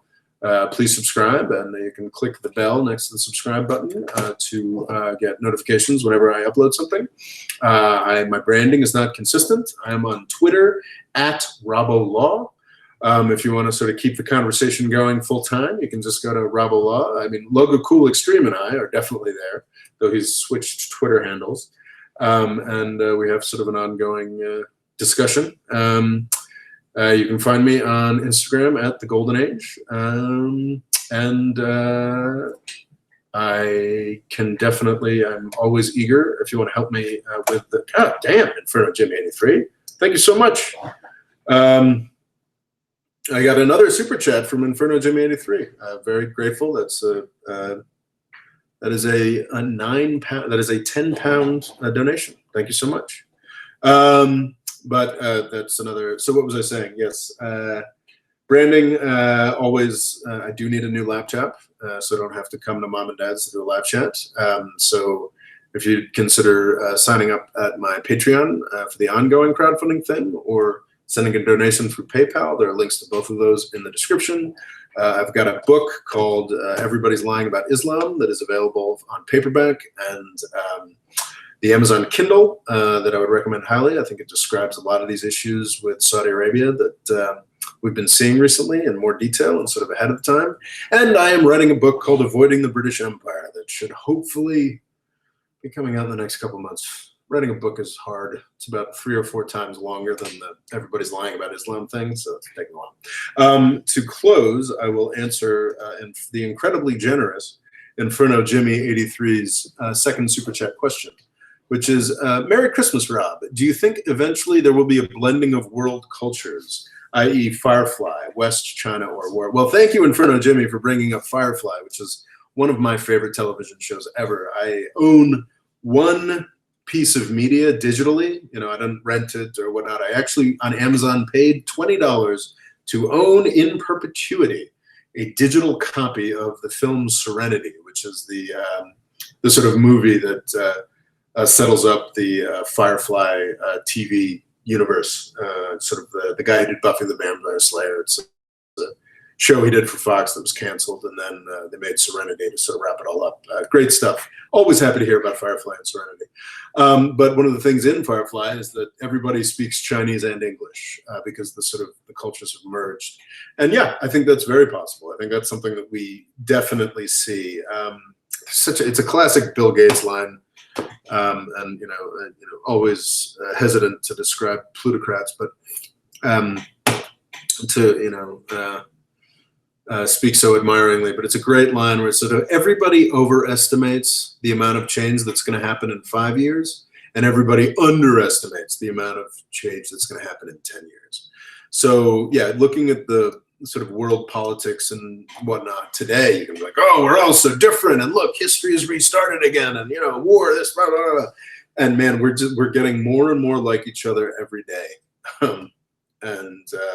Yeah, I think the blending of world cultures is something that's absolutely happening, and I'm definitely a fan of it, as a globalist. But also it can be pushed a little too far. I mean, like the EU Brussels folks have screwed up. They had it still is, I think, one of the best peace-inspiring organizations in the world in world history, but they forced it too far too quickly, and it may end up blowing up in their faces because of it, and also because of U.S. policy in Syria and Libya. But it was the EU that made itself weak enough to be destabilized by refugee flows. So yeah, I think there is absolutely a blending of world cultures happening right now, and I'd like to think that this channel is. I mean, I think that while I absolutely am a fan of the United States and a supporter of the real interests of the United States and its people, I also think that one of the nice things about this YouTube channel is it sort of is helping slip the bonds of nation a bit. I will never apologize for being a supporter of the United States, and never try to lie about what that is with me. I don't think anyone on this channel would say that they're not supporters of their own countries, but we are, through things like YouTube, through a million different other things, we are building a true world culture, and I think that's tremendously exciting stuff. I mean, think about what we've just been doing for the past 2 hours. I mean, we're folks quite literally all over the world participating in a conversation and talking about issues around the world as relevant to all of us individually. I don't know. Maybe I'm being a little too kumbaya, but I think what we're doing is pretty cool, and I'm very grateful for being able to do it, and very grateful to all of you. So yeah, Rob Morris. Follow me on Rob Law. And I think I'm going to have to let it go there. It's been over 2 hours. And I know that folks who haven't watched the whole thing get angrier when I give them a 2-hour chunk to absorb. So I'm gonna let this one go. Thank you so much. You guys are great. Oh, yellow vests. That's a good question I should have talked about. I haven't studied the yellow vests enough. This is the French protest movement. I will confess that my suspicion is that this is not anything dramatically new or different, because it's France protests, and I could be wrong about that, but I mean, they have the full support of Pamela Anderson. That's new and different, but no, I haven't done the necessary research there. Okay. Yes, thank you all so much. This has been great. I'm really actually impressed. I hadn't done this for a while, and yeah, I mean, we had over 40 viewers for most of the entire thing. It's very, very cool. So yeah, thank you guys so much. And with that, I'm just grateful. Y'all are the best. Stop.